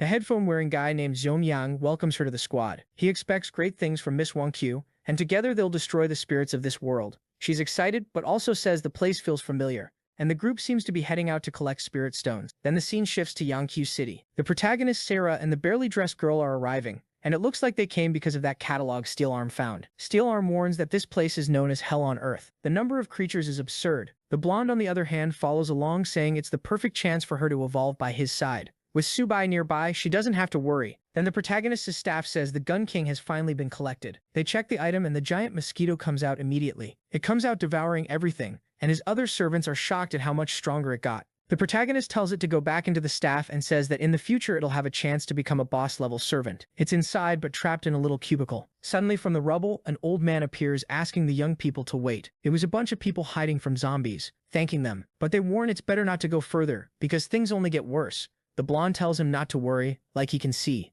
Their team is strong, but the old man says they have no idea that Yangshi City was the first to be destroyed in the apocalypse. The monsters there evolved way more than normal, and the closer you get to the center, the worse it gets. He saw another powerful couple walk into the city holding hands, and they got wiped out fast. Steel Arm tells the protagonist the same thing. Better to come back when they're stronger. But the protagonist says every opportunity comes with risk. It might be dangerous, but it could also be their chance to evolve faster than ever. The old man talks to the kids and says, fine. He tried to convince them, but those two are destined to die. At least he tells the kids that now that the zombies are dead, they can leave. Other people who were hiding start coming out, and everyone celebrates. Then a guy shows up calling to the kids, warning that this isn't the grandpa they know. The old man gives a little laugh, and suddenly transforms into a body covered in tentacles. A bunch of the humans there had already been infected. Everyone tries to run again, but the creature whips out a huge tentacle, yanks a group of about 15 people and tosses them into its mouth. And the protagonist does absolutely nothing. Everyone gets eaten, and that's it. Next chapter. Tight outfit from a low angle, except they painted her skin black. What is that? Artist, are you really gonna start censoring now? After all that, she says she's noticing the monster aura is really high, but they haven't found anything strong. The protagonist says they just need to keep moving, but she's starting to get scared, saying she was out of her mind to follow him. Right then, something grabs her leg and goes in for a bite. When they look around, creatures are coming from every direction. The protagonist pulls out the big staff, releases the giant mosquito, and it alone is sweeping everything. And now he's getting .1 experience again. That proves he's really heading towards somewhere with stronger creatures, which is perfect for him. He also summons the cute trio. The birds start stunning everything, and the skeletons and the big hand guy start mowing through them. Why are they painting the blonde black? Stop that. She asks what his goal is. Killing all these weak creatures. He says it's nothing special, just clearing the path, and starts absorbing the souls. A while later, the banner reaches level 7, and with that it unlocks a refining ability, and all the souls drop into the furnace. It looks like it converted energy not only for him, but for all his summons too. The giant mosquito is excited, saying you can really evolve a lot by helping this guy. Meanwhile, the blonde is kicking around and looking at the protagonist, saying she's going to stay close to him for the rest of her life. Then another old man shows up, asking for help. I guess the protagonist didn't see when this one transformed. He'd already gone farther ahead. The Neapolitan girl, she's got 3 colors going on, walks up asking why he's there. Then the old man says the boy looks like the strongest person he's ever seen, but he really shouldn't go forward. Subai takes a look, pulls the staff and just tells them to keep moving, telling the old man not to worry about them. Oh no, I should have suspected it. The moment that tentacle monster showed up, we already knew who was going to get targeted. I thought the artist was going to show off some skill, but no, just straight violence. She's getting thrown into its mouth. But hold on. The protagonist rushes in and rips off a chunk. No way he's letting his blonde die like that. With the girl impaled in its arm, the protagonist says the bastard never fooled him. He was just waiting for it to reveal itself. The poor girl is thinking she's an idiot for not noticing anything. They finally stop doing random blackouts to her, and the protagonist tells her to be quiet. She's lucky to be alive and needs to recover. The tentacle monster says it's impressive. The boy saw through the trick, but it doesn't matter, because both of them are today's meal either way. The skeletons and the whole crew rush in, slicing tentacles. The giant mosquito comes from behind, goes in to suck its back, manages to land a stab but gets shoved away. At the same time, Steel Arm flies in to throw a heavy punch, but right where the punch lands, the creature opens a mouth and swallows him. Yeah, he's getting completely eaten. The first big skeleton goes in from below, but the remaining tentacles wrap around his legs too and fling him back. Meanwhile, the protagonist tells the blonde she needs to be smarter. In a ruined place like this, how would an old man survive? And even more, why would he come talk to them? She turns her face away and snaps back that he shouldn't be so rude to her. She's just a girl. But he shoves her to the ground and says she doesn't look like a girl. What do you mean by that? That she's grown. She's furious, saying he's going to stay single forever because of that. The protagonist doesn't care. He goes back into the sea of consciousness again, and this time he pulls out a sword with an eye. He says he used that same blade to kill a god. Known as the serrated sword, he hadn't seen this old friend in a long time. The tentacle old man tells the boy to cut the act. His time is up, and it goes in for another bite. But the protagonist jumps, reaches the top of the sky, activates the sword by grabbing lightning and comes down with a vertical slash that splits the creature and causes an explosion. Steel Arm drops to the ground, soaking wet while everyone celebrates, and the barely dressed girl is super excited. But the creature is smiling with just its remains on the ground, saying they're impressive. But they don't understand how its body works. Then it fully reconstructs itself and screams that it's immortal. The protagonist says he never thought he was going to kill it. Steel Arm realizes the attack was only meant to save him. Then the protagonist turns to the big octopus-looking thing and says he has a feeling someone is about to kill it. The creature screams again, telling the bastard to become its food, saying it's going to evolve. It sends tentacles toward the protagonist, who's carrying his girl in a pretty weird way like a doll, and tells the creature it should look behind it before talking about being saved. The octopus suddenly stops, turns around and looks at what seems to be a mantis, the famous praying mantis on top of the building. It jumps down and starts tearing it apart. Looks like they know each other. The tentacle monster tells that damn old mantis to back off or it'll lose its meal. But the praying mantis tells the bastard to stop messing around in his territory. The tentacle says he didn't want to be enemies, but now that he's consumed hundreds of humans, he's not scared anymore and he fires off an attack. Meanwhile, the protagonist and the barely dressed girl are watching everything. She asks who this mantis guy is, and he explains that he's the owner of this area. He always knew there was something stronger than that guy because he kept telling them to stop and not go any farther. So that's the monster the octopus was afraid of, and that's exactly why he wanted to keep going. While he's saying that, the octopus actually manages to grab one of Mantis's claws, but he's bleeding all over. Then he grabs him by the neck and tells him to listen. They should team up and kill that kid first. But Mantis breaks free and starts shredding the tentacles again, saying he's going to eat him first. The octopus is already completely sliced up. Mantis tries to devour him, but it looks like his core is already messed up. The octopus says Mantis was an idiot for consuming him. Now he's poisoned, and he won't survive. And with things like this, the protagonist steps out of the shadows, saying his turn has come. The tentacle understands right away. The guy's coming to collect both of them. And he says again that Mantis was an idiot. No more stupid mistakes. He's getting out of there, and he jumps away, basically saying bye-bye. But the protagonist obviously isn't going to let him. He hops onto the bone bird and draws his sword while the creature warns him it's pointless to try to kill him. He has an immortal body, and he's immune to physical attacks. Except the protagonist's weapon gets wrapped in this blue energy, and he slices straight through the monster. At the same time, that energy looks like it's consuming him. The octopus falls apart and turns into this leftover substance, like ectoplasm. The protagonist explains that where he comes from, lots of people became immortal against physical attacks. That's why the god-slaying sword exists. It's the only thing that can affect a person's spirit.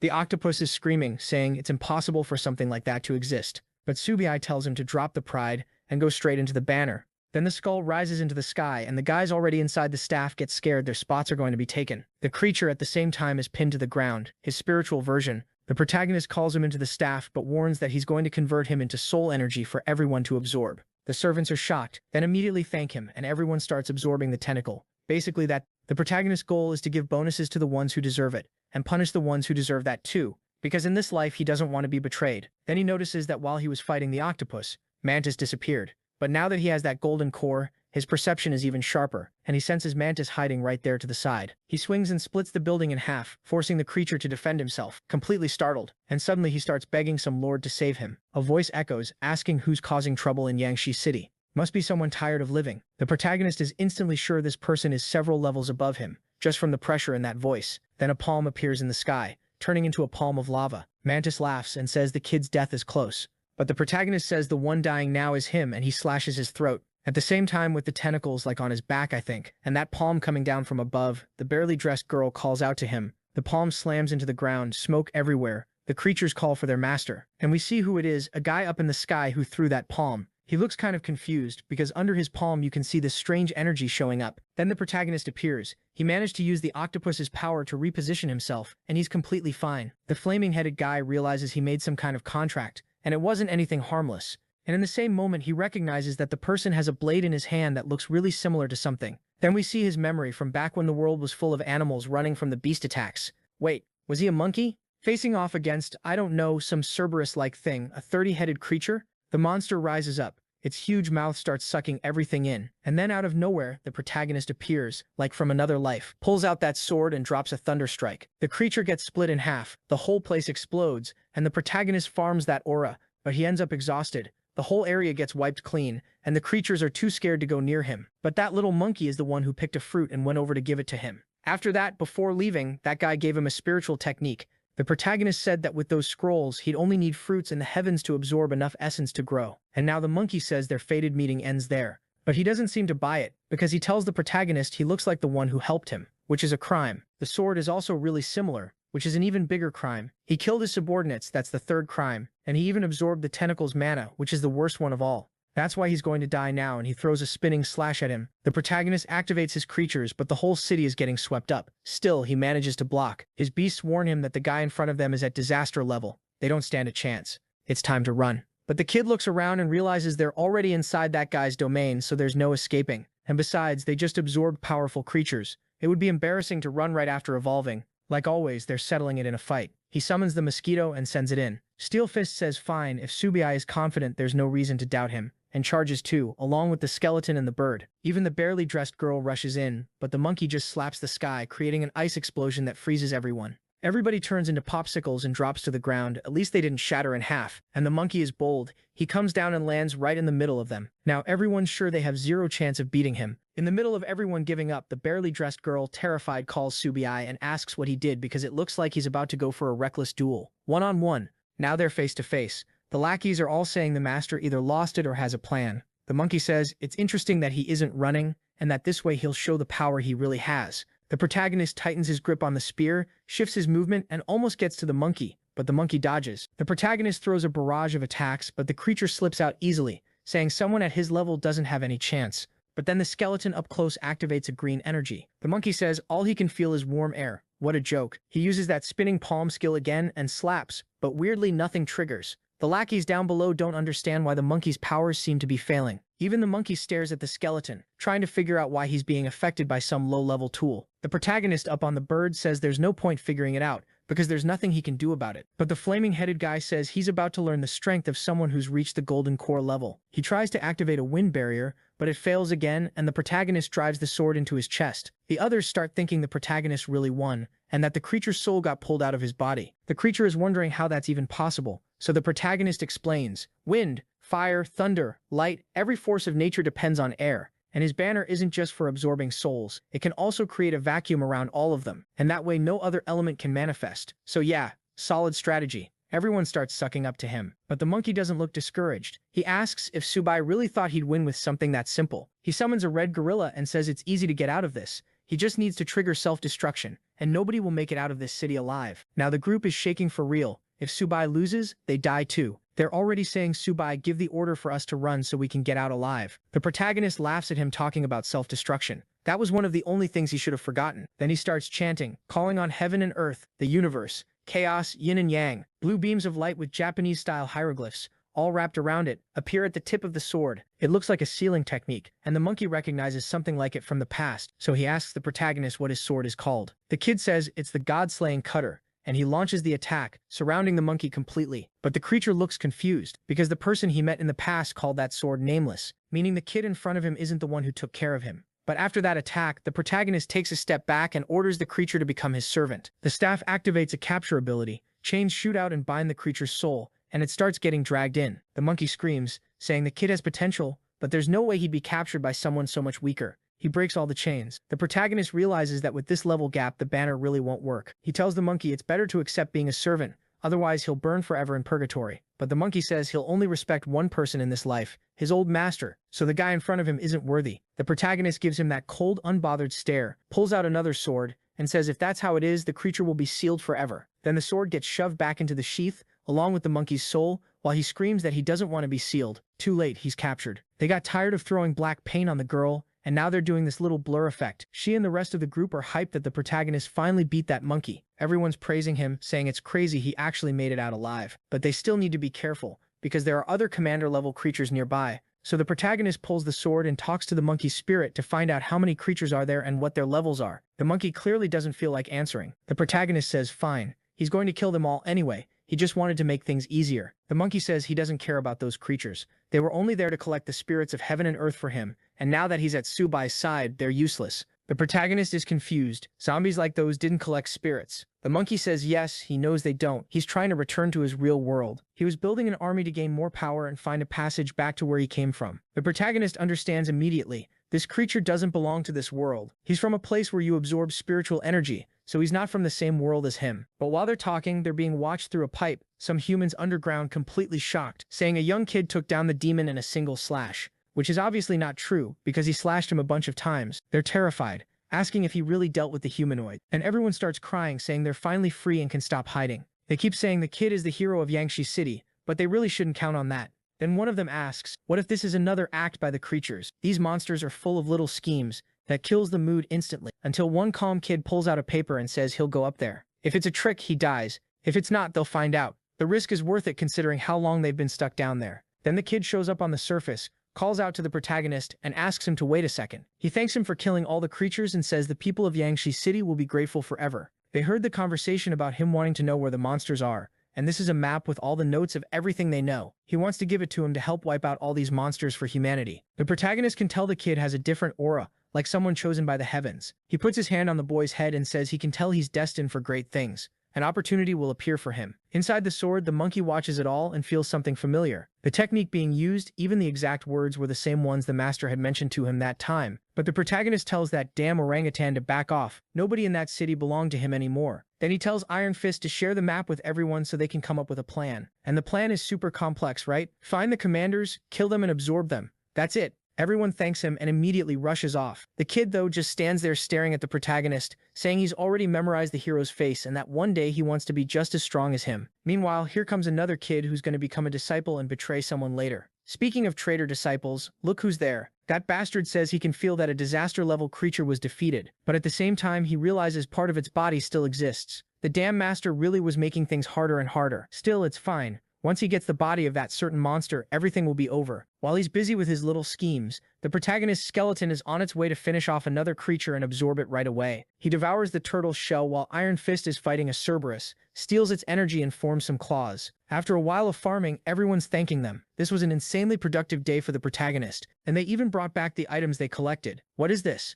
The girl is completely Minecraft pixelated, but honestly, I feel like pixelation somehow makes it even worse. Like it's hinting that something way more terrifying is going on, when we already know what she looks like. I don't know if that censoring helped at all. Oh, I get it. They brought the items, she devoured everything, and she's thanking them. She's just side-eyeing the protagonist, saying he really does have a huge heart. The monkey notices it. That bastard, every subordinate loves him. What kind of nonsense is that? Too bad his real master got betrayed by his disciples. The protagonist tells him to shut up, then tells everyone to focus, because they're gonna digest all that energy. Meanwhile, in the city, well, look who found the monkey's body. The traitor. He puts a hand on its chest and feels concentrated fragments. He's in shock, wondering who could have defeated a disaster-level creature like that.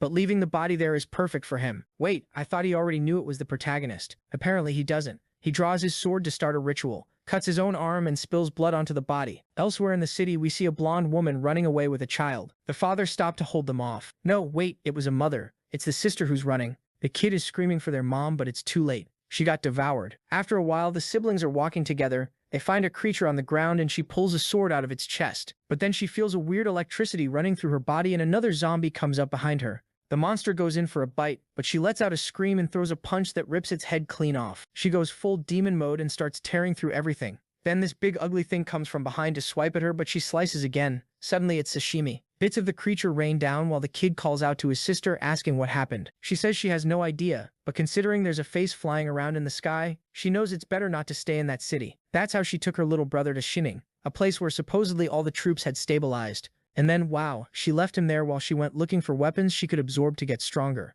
Oh, now I get it. It's the protagonist's girl, the blonde one with barely any clothes. And it looks like the last time she saw the protagonist, he told her to go to the Cave of Spiritual Weapons to get stronger. Now we're in the Valley of Blades. All the creatures inside the protagonist's staff are talking about how strange this place feels, while he's trying to use his tracking ability to find a cave about 5 kilometers away. It was obvious that without dear Wangqiu nearby, finding spirit stones and an energy source was harder. He doesn't even know if she's alive or dead. They're getting closer when all of a sudden a golden-winged eagle flies by. That's what it's called, I guess, because to me those wings don't look golden at all. Out of nowhere the thing lets out a screech and dives at the protagonist, almost landing a hit. But look who's still here. The blonde with barely any clothes. She smacks the bird and it gets shredded instantly. The protagonist summons the giant mosquito, tells it to follow that creature, and the two of them take off. He ends up learning that the eagle was being controlled by that red-haired guy, who tells his eagle to be more careful because this time it brought enemies back with it. He lights a flame on his spear, winds up that Spartan-style attack, and hurls it at the mosquito.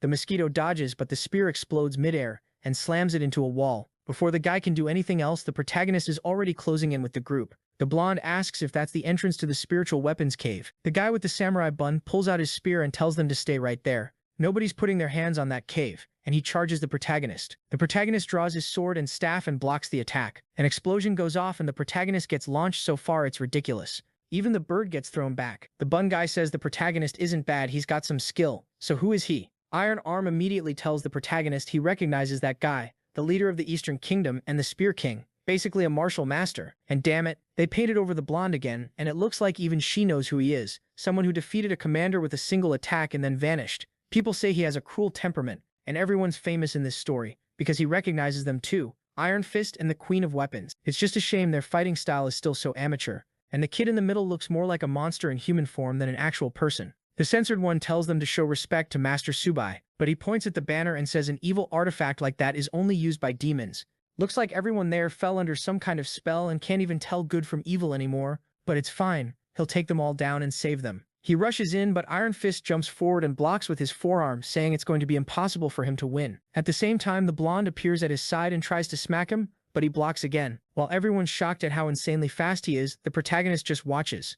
The guy starts throwing helicopter-like strikes. 2 more come at him from the front, but he just smiles. Then he multiplies and manages to hit both of them. And who was the genius that splashed paint on her right when she fell like that? The spear guy tells the queen to stay still, or he'll have to get cruel. She insists Subai isn't a monster, but he says at the very least he's an evil cultivator, and anyone carrying an item like that can't coexist with humanity. Suddenly the skeleton comes from behind to land a hit. It connects perfectly and does absolutely nothing. The protagonist is impressed. Not only are the guy's reflexes good, his defense is too. The Spear King says anyone who attacks like that is clearly on an evil path, and he counters, smashing the skeleton's arm. The protagonist, on the other hand, is now more interested in guiding this guy, thinking this young man is insanely talented. If I teach him a bit, he'll become a monster. The Spear King jumps again to strike the skeleton, but now the bird appears from the side and activates that crazy screaming psycho skill only for another hand to show up. Yeah, the hand of the guy who also has an eagle, and he slams the protagonist's bird into the ground. When the spear guy is about to finish the skeleton, the protagonist appears and says nobody there is a villain. Why not turn that hostility into friendship?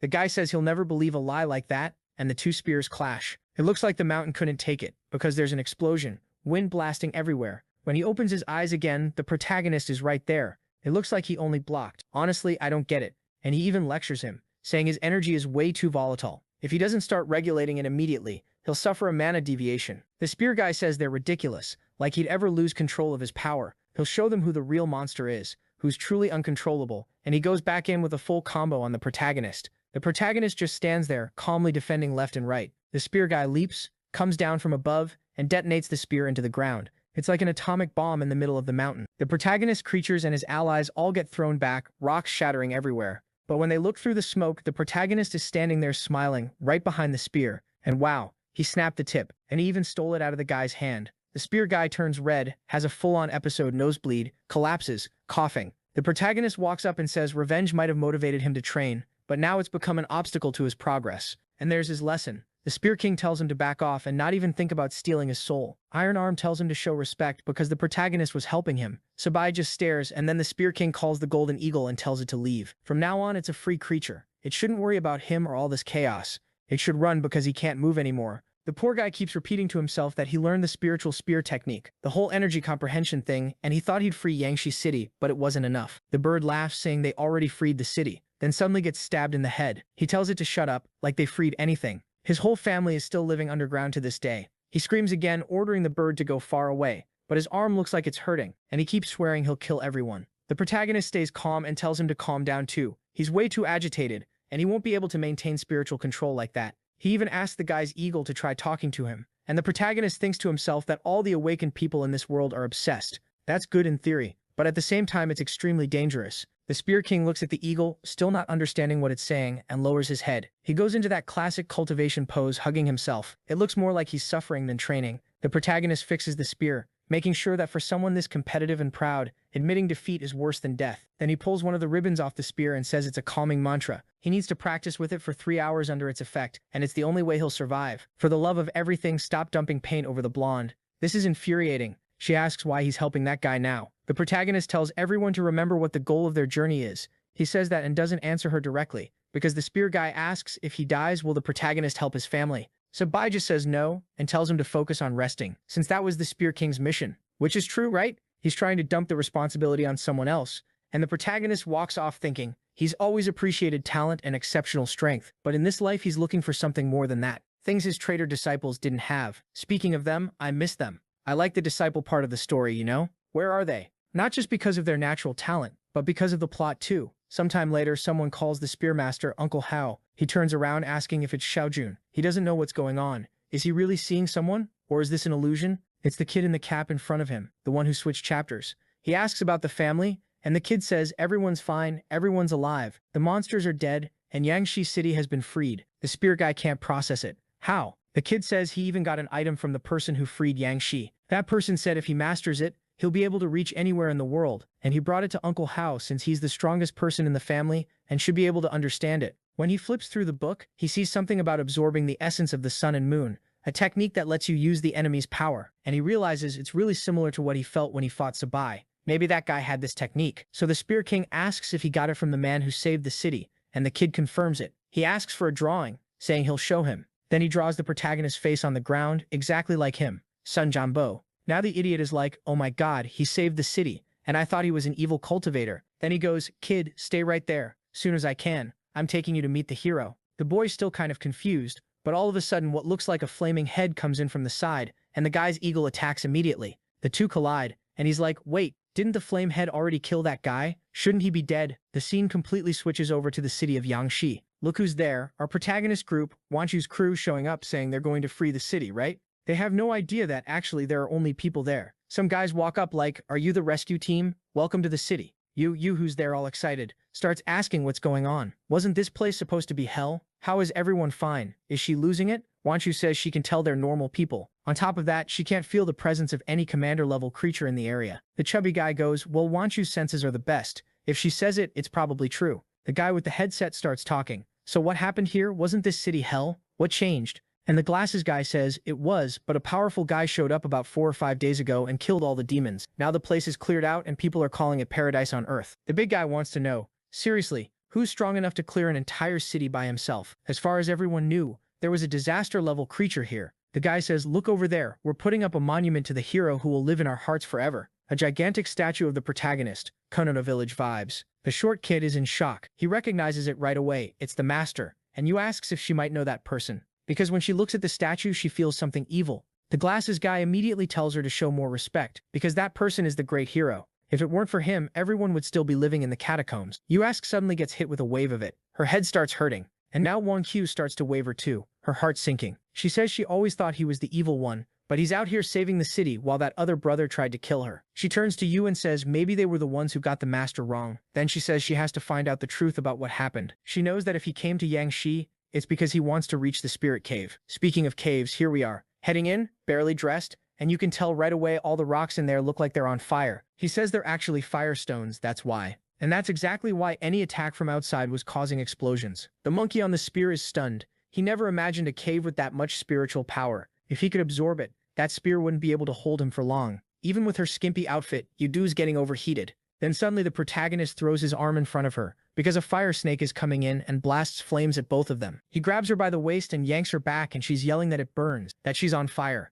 The protagonist knows that in a place like that, it's hard for normal people to survive. Wait, but isn't she Lan, the weapon goddess? Thought she was supposed to be tough. He sends the staff's creatures to attack. But what are they supposed to do? Punch flames? Obviously it's doing nothing. The bird lands on someone's head and tries a sonar attack. That one works. The snake starts screaming that it's too loud, but then it thrashes around and flings everyone away. Seeing that reaction, the protagonist is sure the creature must be carrying the core. If that's the case, it's worth testing that technique. He pulls the sword off his back and the blonde asks if he's really going to use that. The monkey on the other side asks if the kid is blind. That fire snake doesn't have any life force. How's he going to use a blade that cuts energy? Why not let the monkey handle it? With his ice arts, he could stop it easily. But the protagonist says this is exactly the situation he wanted. The snake lunges to bite 3 flame attacks while he keeps dodging. One blast, he jumps over it, closes in, it whips its tail, and the protagonist gets slammed into the ground again. The snake is laughing, and this time instead of stepping out of the smoke, he steps out of the flames and it looks like the sword is piercing through. He hits something because the snake starts getting pulled toward the sword while saying it's impossible. The monkey understands immediately. The protagonist is using a cultivation technique, absorbing energy from the surroundings to pull the snake in. The same technique the monkey learned from the protagonist in the other world. So now he's still wondering how this guy knows it too. Right then an essence orb drops to the ground. The monkey thinks it's the perfect chance, but of course the protagonist snatches it in the same second and tells him to stop staring at it. He acts like it's no big deal, like he's not interested in something like that. But inside he's furious. If he got that, it would be his freedom. Then the protagonist makes the sword touch the orb. It lets out a burst and turns completely red. He says that as always, it was a good harvest. But to keep that bunch of idiots loyal, he has to share the power. With the staff recharged, he activates the enhancement, and everyone starts gaining energy and celebrating. Even the giant mosquito thanks him. The only one who doesn't get anything, because she isn't part of the staff, is Yuju. The protagonist turns to her and says he can't use the 10,000 souls staff on her because she isn't connected to it, but he can still share power with her, and then he does it, and it's like a full-on rock concert across her back. Apparently the band was good because she nearly passes out saying it was intense.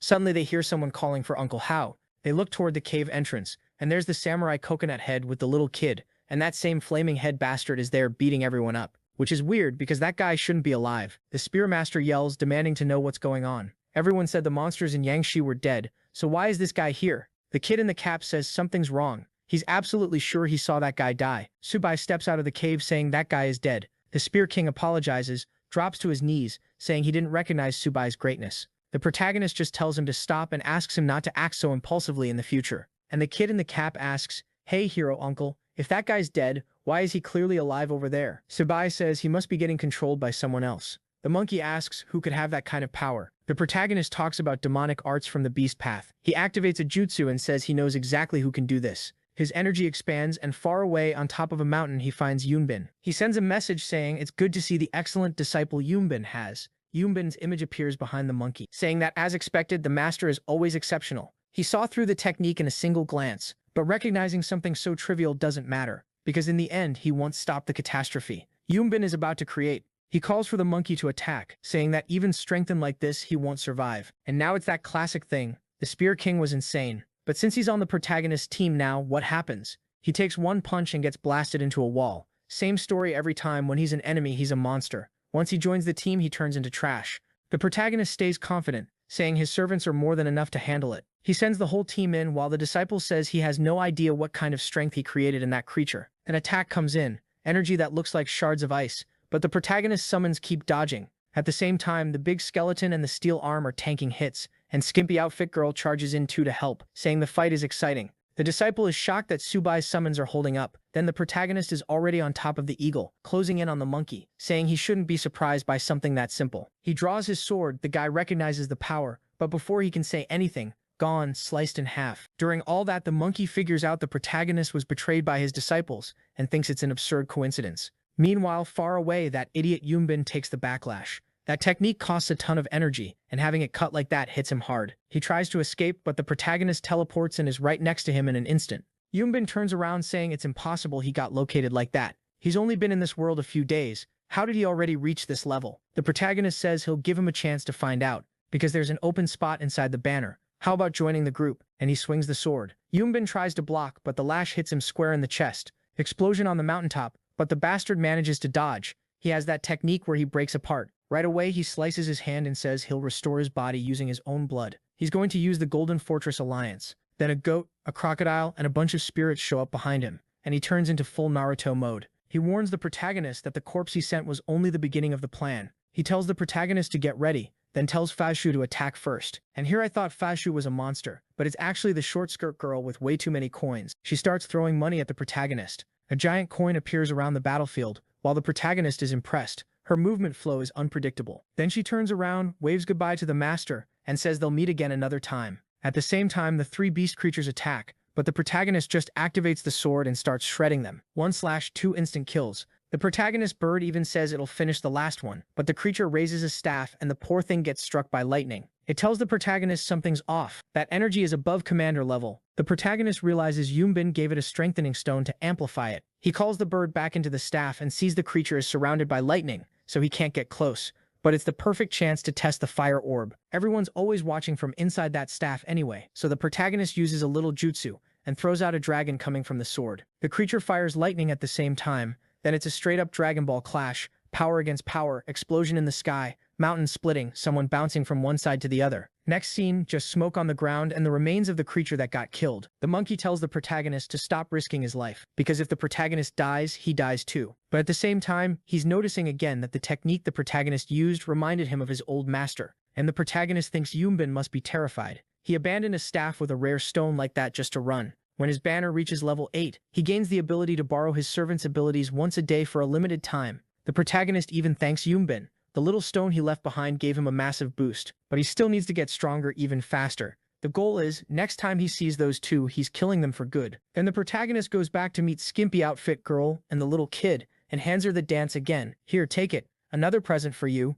He says it's just some trash he found lying around. She's about to complain, but then the absorption starts and she feels the energy. What's the point of this? Why all that? Let the girl absorb her energy in peace. Come on, artist. Seriously. She has to almost pass out every time just because she's the skimpy outfit one. The Spear King asks about the guy who attacked them, and the protagonist says unfortunately he got away, but he left a great present behind. Then Subai asks why he's interested. He says that a while ago, a certain person passed through there. He noticed she had a strange black aura that looked really similar to what that guy used, so he figured there had to be a connection. The protagonist wonders if she's related to Yunbin. What did she look like? He says her name was Ye, and she had purple hair pulled tight into a ponytail and a really short outfit. The protagonist recognizes it immediately. That description is enough to know it was Disciple Qingxuan. And we'll meet the badass in the next chapter, and we're back to the world of sword flyers. He's saying he knows she's careful and thinks through her plans, and that's why he's going to leave the protection of White City to her. She says she won't fail, and he tells her to get ready for tomorrow. But when he's about to leave and she's still standing there, he asks what's wrong.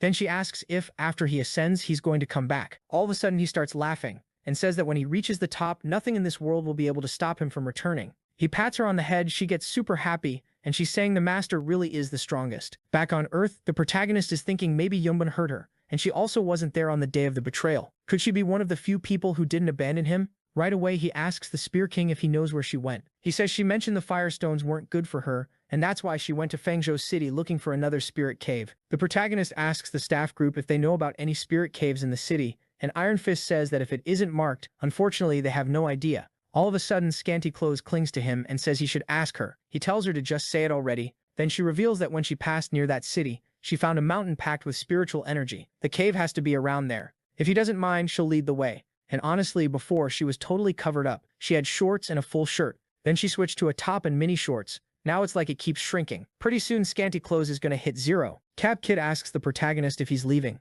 and our guy says yes, the time has come. But the kid asks, and this monkey here, this corpse, what are we gonna do if it comes back to life? That's when the protagonist notices that creature had an imperishable corpse, like it never disappeared. He didn't think it was possible for someone to reach that level physically in this world. The thing in his sword says the kid looks terrified and tells him to get ready, because no matter what happens, one day it'll break the seal and return to a physical body. And on that day, Subai will be defeated. The protagonist says fine, then he'll put that corpse inside his consciousness. That'll stop that damn monkey from being reborn and keep Yunbin from using it again. He basically tosses it into the staff while the spirit begs him not to, but it's too late. Then the Spearmaster tells the protagonist he's going back to the city, since it's been a long time since he visited his family. Our guy turns around, looks back, waves goodbye, and says their paths split there. But knowing this story, that guy will be back soon, because everyone always shows up again. Back with Shower and Yunbin, he's suffering, saying it'll take a long time to recover after his technique was destroyed. She can't believe it, saying they were idiots. They spent all that time hunting the stone and now it ended up in Subai's hands. Suddenly they hear people talking nearby. When they look, it's Wang Q's group,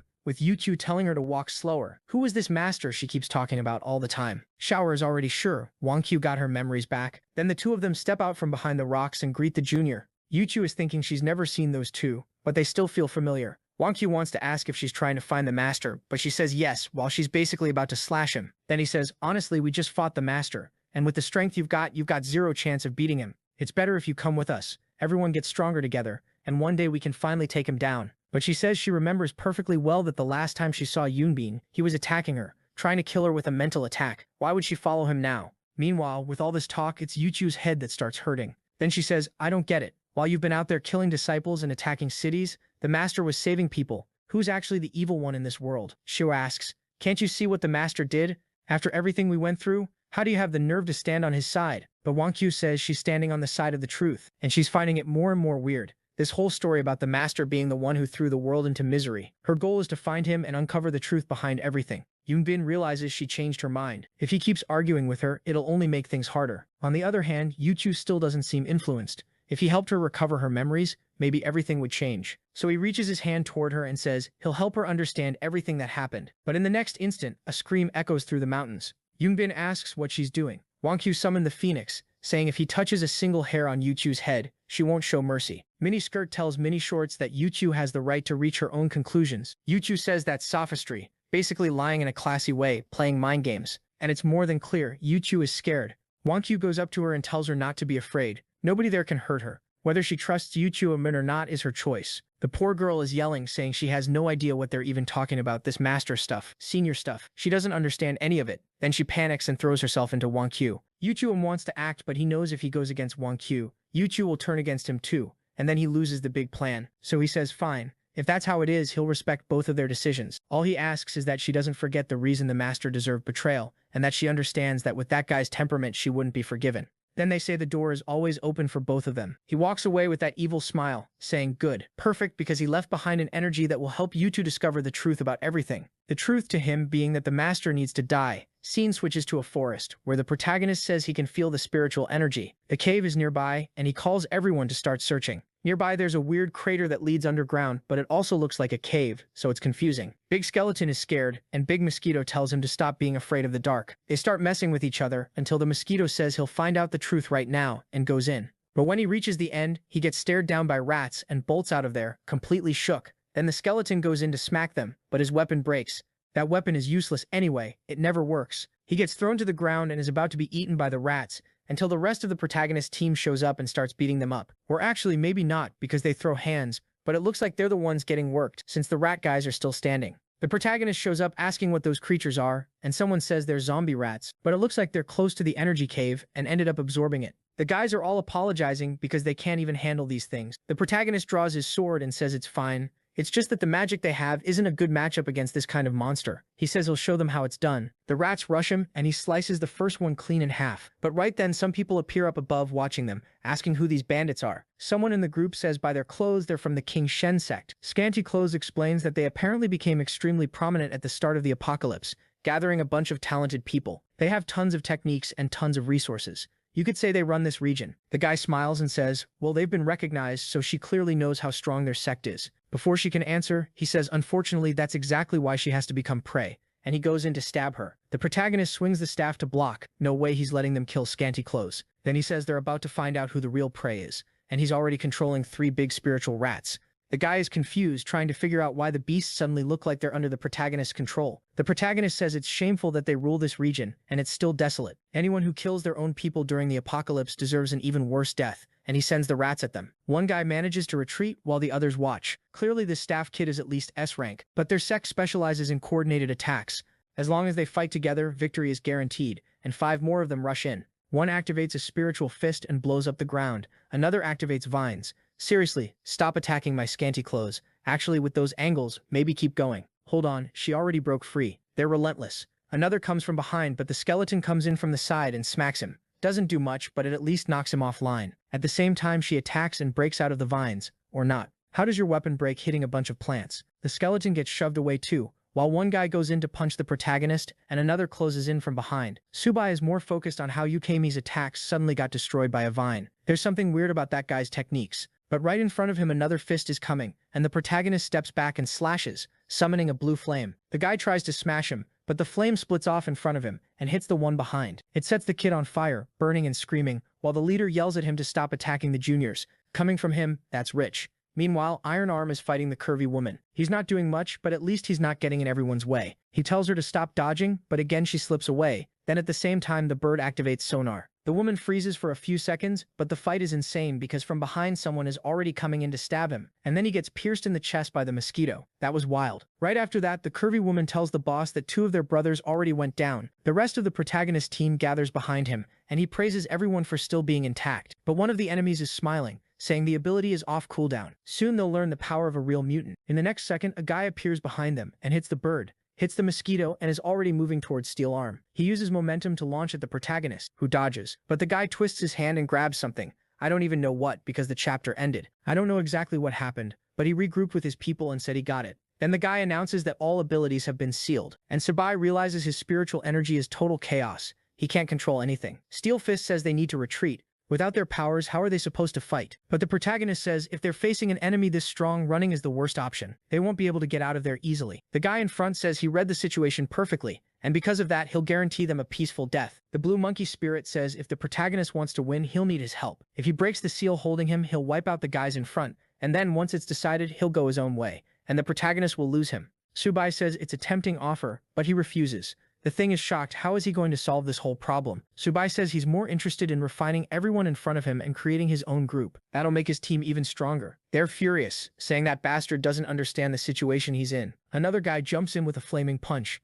saying this is the end for him, and it lands clean in the protagonist's stomach. He smiles, saying it's over for the kid, but then his body dissolves. In the next second, he's behind the leader, swings the sword, and the guy's head rolls. The curvy woman wants to know how that's possible. They sealed his spiritual power. How is he still using energy like that? He says it's a shame, because the only thing they sealed was his clone. The bird is confused. The clone is his skill. Yeah, the protagonist played it smart. The moment they tried to take his power, he stole the bird's power with the new ability he got to borrow once, pulled out the clone, and he's still at full strength. Volumosa is already caught, screaming for help to her senior brother, and the guy's over there activating his powers, saying the bastard must be tired of living. He throws a one punch, but the other one's a lava giant. The protagonist pulls his sword and says he knows exactly what shuts down that kind of technique. He slips right through and lands a wind slash, ends up face to face, and the guy manages to block. But the protagonist tells him to try stopping this, fires off another attack, can't even tell if he actually tore him up. Then the guy activates a clone too, but he still gets split. Once again, the spirit inside the protagonist's sword is thinking this kid really reminds him of his old master.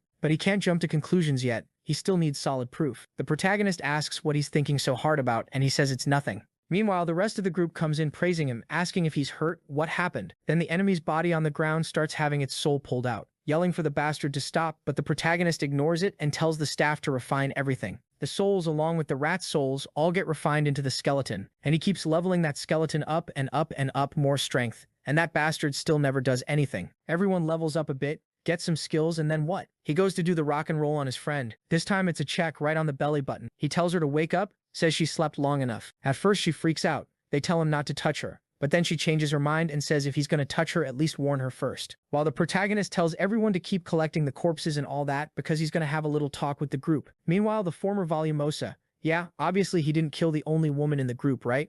Wonder why. He walks up as she screams, begging forgiveness, saying she was wrong, she didn't want to be part of that group. He says whether she lives or dies depends on her performance. She better answer everything she knows about the spirit cave. She says the best thing she can tell him is to lose interest in it. That place eats people alive. He tells her to explain. She says multiple groups from her clan already invaded that place trying to deal with things, but nobody comes out alive. The protagonist is sure their team is strong, so if those people really died in there, something's off. He tells her to explain how it happened. She says a group of 5 went into the cave while they stayed outside on guard. The team never came back, but the giant rat came out. They killed the rat and got an idea. What if they sent other creatures in? Creatures that come out alive but absorb energy. Then they just kill those creatures, and that was their plan. So the protagonist asks, so you're telling me you were sending rats into the cave to pull out energy? But that's weird. If the group went in and creatures are coming out, something doesn't add up. She says she thinks it's weird too, but it's true. He says he can't trust her. He'll have to look at her memories. Since she confessed, he can hit the same part of her brain tied to that moment and invade that specific spot. And right away he finds Qing Xuan, the former disciple, walking in there. He asks about her and why she was on that mission. The captured girl says she joined the group only a short time ago, and it looks like it was her master's idea for her to go in with everyone. Not much clothing is not a good thing. While the protagonist, hand on his chin, says, well, if that's how it is, they don't have a choice. They'll have to invade the place. He tells everyone to get ready and starts heading in. Inside, he summons a fireball, and not much clothing. Says it's strange there isn't a single spirit stone anywhere. He says it really is confusing since they were feeling spiritual energy from far away. Somewhere in there, there's a massive concentration. And then the real danger shows up. 3 paths to follow. Is he really gonna split up? Maybe not. He's smarter than that. He summons the rats and says he'll see which way they go. Since they've got energy, they should know where the right place is. But the Steel Fist skeleton says they didn't sense any energy at all. If there really is something there, it's some higher being that can hide its power or something like that. The rats change expression, and then what looks like a zombie with purple skin comes in and attacks. Everyone backs off, and the captured girl recognizes him as Brother Yinfan. The protagonist is impressed that even dead, that creature had an absurd energy level. The group gets hyped and rushes in, but if I know them, they're not going to do anything at all. And I'm telling you, not much clothing is shrinking even more. Look at that little string getting smaller and smaller. I think it's an Easter egg, and I noticed it way too early. The zombie comes at the protagonist, who whips him straight in the chest. Boom. The whole ground explodes. The captured girl stays terrified because more and more of her brothers show up zombified. The protagonist team rushes in again. Someone pulls out claws, both hits land clean. But the thing spreads its arms and shoves everyone back. The big mosquito thinks it found the perfect opening, comes from behind and gets hit with a rain of spikes. That damn Kimimaro had the power to do whatever he wanted with his bones, and now the skeleton is controlling the big rats. He gives the order. They charge in, tank everything on the spiritual barrier without taking damage. Subai sees that and is impressed. His group was getting better and better at coordinated fighting. But then the monster slams the ground, generating energy around it. Looks like another sound wave manipulation. The captured girl warns that was a technique he had that damaged internal organs. Then the bird throws out another interference to block it. Sound against sound, cancels out. The protagonist rushes in praising it, gets behind the monster, goes for the sword strike, and nothing. It just ricochets. The thing has a sound wave shield around its skull. The team is stunned. The creature has defense covering all its blind spots. But the protagonist says it's just delaying the inevitable. He's gonna pull all the air around him, and then the sound wave won't do anything. The creature slaps the wall, forms another rock that blocks another attack. At the same time, an earthquake starts in the cave, and it begins to split open. Oh my god, thanks artist. Yeah, he threw her into the hole. The protagonist, that technique thief, already stole the vine power from that guy and managed to make something so everyone falls without getting wrecked. But the zombies are already face to face, and Subai wants to know, if these things have so many techniques, why do they keep stalling before using them? Someone is clearly controlling them and trying to figure out his group's abilities. They're probably defending so easily because just like him, they can share a collective field of vision. So he tells the bird to hide and look for an opening while he and not much clothing go in. The creature hits the wall again, this time making a bunch of spikes toward them, but the protagonist raises the plants. He tells the girl the priority is the eyes, charges energy into the sword and sets everything on fire. The monster keeps chaining attacks, but the protagonist keeps slipping through, dodging, while the bird stays above just waiting for a chance. In the end, the bird attacks first and lands a hit that finally makes the thing react. Not Much Clothing also lands a clean shot to the eye, but celebrates too early and takes a hit to the shoulder. Yeah, next chapter starts with a nice image. It's always fun reading something where the artist is basically your friend. Like, thanks artist, you're a beast. The monster is screaming and everyone's trying to understand why losing one eye made it go crazy. But they take the chance and fire a blade feather attack, slicing the monster up. Not Much Clothing got infected and is suffering from the poison. But relax, the little bird comes in and takes a big bite, saying it'll suck it all out. That little menace. The protagonist, meanwhile, keeps pushing forward, saying he can't let this thing recover. He activates the vines again, traps the monster, appears behind it, swings, yet the bastard dodges again. It still manages to fire another attack at the protagonist, who says he expected that, and right then the staff drops from above and nails the skull dead on. With that, the bastard dies and he runs over to see what's going on with Not Much Clothing. The bird explains the monster had poison straight from its eye that cursed her and even it can't remove it. Obviously only Subai could remove that poison. He lifts the girl up, starts channeling energy, the rock and roll pressing up behind her. She screams, "What is this?" Hand on her stomach. My god, what's happening? Whew, it's over. I almost thought I was going to have to cut something here, it just wouldn't stop evolving. Right after that, the bird brings the captured girl over. The protagonist says they need to go help Steel Arm, who at that exact moment is getting blown up and thrown back. At least they held Kimimaro off for a good while. The protagonist is more interested in the fact that someone was controlling the zombies and making them that strong. He tells everyone not to get discouraged. They're getting stronger, it's just that this creature is insanely strong. He says that and still buffs the group. Calls everyone back into the fight. Everybody goes, nobody rests here. The creature sends another rain of bones, but the protagonist uses a spinning defense with the staff. He's shocked that not even the banner's barrier is really working. And then Kimimaro starts twisting his arm, forms a cannon, and the protagonist tells them not to stop now. If they let that shot go off too late, they rush in, but the projectile is already coming, and everything explodes. Out of that, Subai comes down with his sword and lands a heavy strike, but the thing blocks again, puts the cannon in its mouth, and is about to fire. Then it hesitates and everyone's confused why it isn't shooting. That's when they tell them to look at its foot. The big mosquito came in clutch and locked it down with that skill seal ability. The monster roars, shoves the protagonist and the mosquito away, and dives into the hole. But Subai says escaping won't be that easy. He activates stone manipulation, pierces the thing from all sides mid-fall, and its soul starts leaving the body and gets pulled into the staff. The captured girl is in shock. How did 3 powered-up seniors fail to beat this kid? Subai is thinking he wants to know who was controlling all this. At the same time, it's dangerous trying to turn these creatures into servants, so he decides it's better to refine them. The banner goes up to level 9. Now the strengthening can be used not only on servants, but also on allies. Yeah, all that just so he can pump power into Not Much Clothing and make her suffer. Now he also has the ability to communicate with servants through the system, and nobody can intercept that. On top of that, thanks to the mosquito's help in the fight, the creature evolves to boss level. Everyone's leveling up, getting stronger, but we already know they won't be useful. Then suddenly a pure shadow guy appears behind them, saying that energy conversion was impressive. Everyone turns weirded out, saying they didn't feel him approach. He laughs and tells everyone to relax. He's just out for a walk. He was just curious who destroyed the zombies he worked so hard to create. Subai asks if he developed that virus. The shadow says, yeah, you could call it the result of one of his research projects, and why don't they go down underground so they can talk? The protagonist is immediately sure this is the person absorbing the cave's spiritual energy. And Not Much Clothing charges in, basically asking to get beaten so she can be healed, saying the guy's distracted, and they have to take advantage of him being alone. But the creature dodges easily. Since she shouted the protagonist's name, the creature now knows he's Subai, which is weird. Yunbin should have killed him already. Now the protagonist wants to know how this bastard knows about Yunbin, and he attacks too, asking what the relationship is. The monster keeps dodging everyone, saying it's none of his business. All he knows is he has to finish that guy's job. The protagonist group doesn't know what to do. No attack is even touching him. And the protagonist tells everyone not to waste energy. This isn't even his real body. It's just black mist, good for nothing except communicating. The creature says he'd like to talk more, but he has to wrap things up there. He puts his hand on the wall, activates a stone control skill, and the whole cave starts shaking. At the same time, the monster disappears, saying he'll be waiting for them down below so they can play. The protagonist knows having the same ability is really rare. Since the monster is using the same technique he uses, maybe he has some kind of power that copies other people's abilities. The bird and the skeleton are like always completely freaking out over there. They're already like, let's get out of here. This isn't going to work for us. They want the protagonist to open up an escape route, but he says if he tries to move that much stone, he'll run out of energy, and that's even more dangerous. Besides, they're there for the spirit stone to get stronger. They're not backing down now. Little Clothes agrees, saying they're not quitting just because of some monster, and everyone's fired up. And yeah, when everybody's smiling, you just know a few people are about to die. Meanwhile, somewhere else, Wang Q is with you. They find the bodies? Yep, the protagonist group killed everyone here.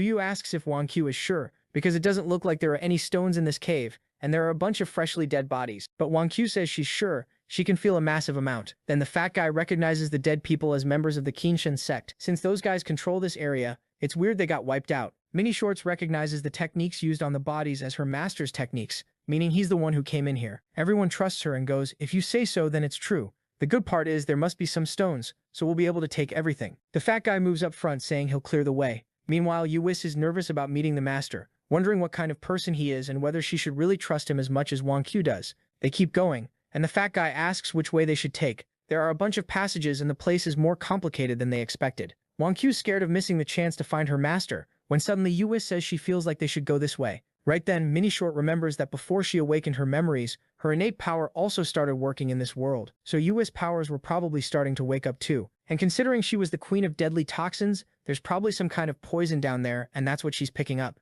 The fat guy says he agrees. It's way too early to give up. If both of them sense something, then there has to be something worth it. And with that, the team goes back to searching. With the protagonist group, they walked for 12 freaking hours, and then hit a dead end. They think there's no way forward, but he says that actually they finally arrived. He touches the wall, and everything opens up, revealing a place with flames and a bunch of goblins dancing in the middle. There are humans hanging upside down, getting killed and tortured. What the hell is this? One of the goblins is yelling for them to enjoy the blessing of the cult master. Everyone's confused, trying to figure out what kind of nightmare they just walked into, while the protagonist only wants to know where Qing Xuan is. He came here for her. The captured girl who's been tied up this whole time recognizes her master. It's one of the guys bleeding out, and the protagonist immediately orders all the creatures to attack, save the people, and wipe out the goblins. Some people get rescued. The monsters start dropping, and the protagonist drags one of the guys out. The goblins, on the other hand, shout for those bastards who are messing with the ritual to show themselves. Then the bird lets out a scream. Everyone freezes, and the creatures rush in. Honestly, it's only because of that scream. Otherwise, they've never been useful for anything. Steel Arm is confused. The creatures keep dying, but they don't hesitate to attack. Then all of a sudden, a guy in a suit appears from the back laughing. The creatures say the cult master has arrived, and the white-haired guy shouts Subai's name. Everyone recognizes it. It's the same voice as that shadow from before. The skeleton charges in with everyone at the same time, saying this time he won't use any cheap tricks. But with a simple hand motion, the guy creates a perfect illusion. The big bird tries to clutch it. For once, that bird actually does something. He flies overhead trying to use sonar interference, but the guy extends a hand with an eye on it, disrupts the casting, and slams the bird into the wall. The goblins start cheering and worshipping him, while he says he really hasn't lost his touch in a fight. The protagonist realizes right away he just stopped the bird's attack, using the bird's own sonar ability. So it's confirmed, this guy uses other people's powers. Seeing the protagonist point his sword at him, he says Subai is finally getting involved. Then he rushes forward, telling them to fight with everything they've got. That hand with the eye is right in the protagonist's face, and he almost has a panic moment. He tells him to get that thing away from him, throws blue slashes at him. The guy backs off. Then the protagonist sends a tornado, and the guy dodges to the side. He's impressed. He tried to use a sonar attack, but the protagonist used the wind technique to cancel the activation. And in the same instant, he teleports to the side and lands a clean sword strike, only for the guy to raise a stone barrier. At the same time, poison leaks out from the spot where the barrier got hit, and the others freak out, saying Subai is in danger. Even while down, they launch an attack to help him, forcing the guy to defend, and in that distraction, the mosquito hits the guy's arm. The guy pulls the mosquito off, but then the whole trio manages to get back up, charges again, and now the protagonist is coming in from behind. Suddenly, a purple barrage comes down from above, and he says it's useless. Everyone gets locked in place. The captive girl can't understand how he's using so many abilities back to back. The protagonist, though, notices something. The guy used that ability even while the mosquito was restricting him. That means he has more than one spiritual vein in his body. The guy turns around and praises him. No wonder the kid's so strong, you figured out a secret like that in one move. And yeah, he has 4 spiritual veins because his body is a combination of countless entities. The goblins ask, Master, do you really think it's smart to tell him that? You should talk less. He shoots them a look and tells those idiots to finish the preparation because that's what matters. That's when we see that behind everyone there's a cradle on fire, and the protagonist seems to recognize the formation of that altar. The spirit behind the protagonist knows that's a seal-breaking technique. If he can reach it, maybe he can finally free himself from Subai. Then the enemy says, now that the kid knows the secret, it's time for him to die, knowing exactly why. Purple fog pours out of one of the walls, and from inside it, the spirits of multiple goblins start coming out. The creature inside the protagonist says he's screwed. It'll be hard to deal with so many monsters appearing at once. And the enemy is yelling that all those souls are spirits that failed their transformation, but they're perfect for draining Subai's energy. The protagonist prepares the banner and says incomplete creatures like that are useless against him. The chains. Yeah, the ones from Chapter 1, remember? All shoot out and lock the monsters inside the room, pinning them in place, forcing them to kill each other. And just like that, the arena is empty. The cult master asks where the hell his army went. Then he says fine, he wanted Subai's body intact, but that won't be possible. More purple walls appear, and creatures come in trying to bite the protagonist. He slices the first one's mouth open, dodges the others, realizing this is a kind of poison he can't let touch him. Since he recently advanced realms, he decides to reach into the sea of consciousness again and see if he can find something. From inside, he pulls out something that looks like a bracelet, but the monkey recognizes it as an immortal fusion jade. The monster wants to know how Subai got that. He explains he got it normally by passing the artifact's sex test. The monkey is stunned. How is this guy carrying a Dharma treasure at that level? And then we see a flashback. The monkey in the past bringing some fruit to the protagonist, saying it was fresh, but Subai tells him not to come close. He was using the immortal jade, and anyone who touched him at that moment would end up dying. That's when the monkey learned how rare that treasure was, and how you even get it. And now the fact that the same item is in Subai's hands leaves only one possibility. This guy is the person who liked this video that helps Mamoru make more juicy content for his viewers, activate the cheeky little bell, and trap out.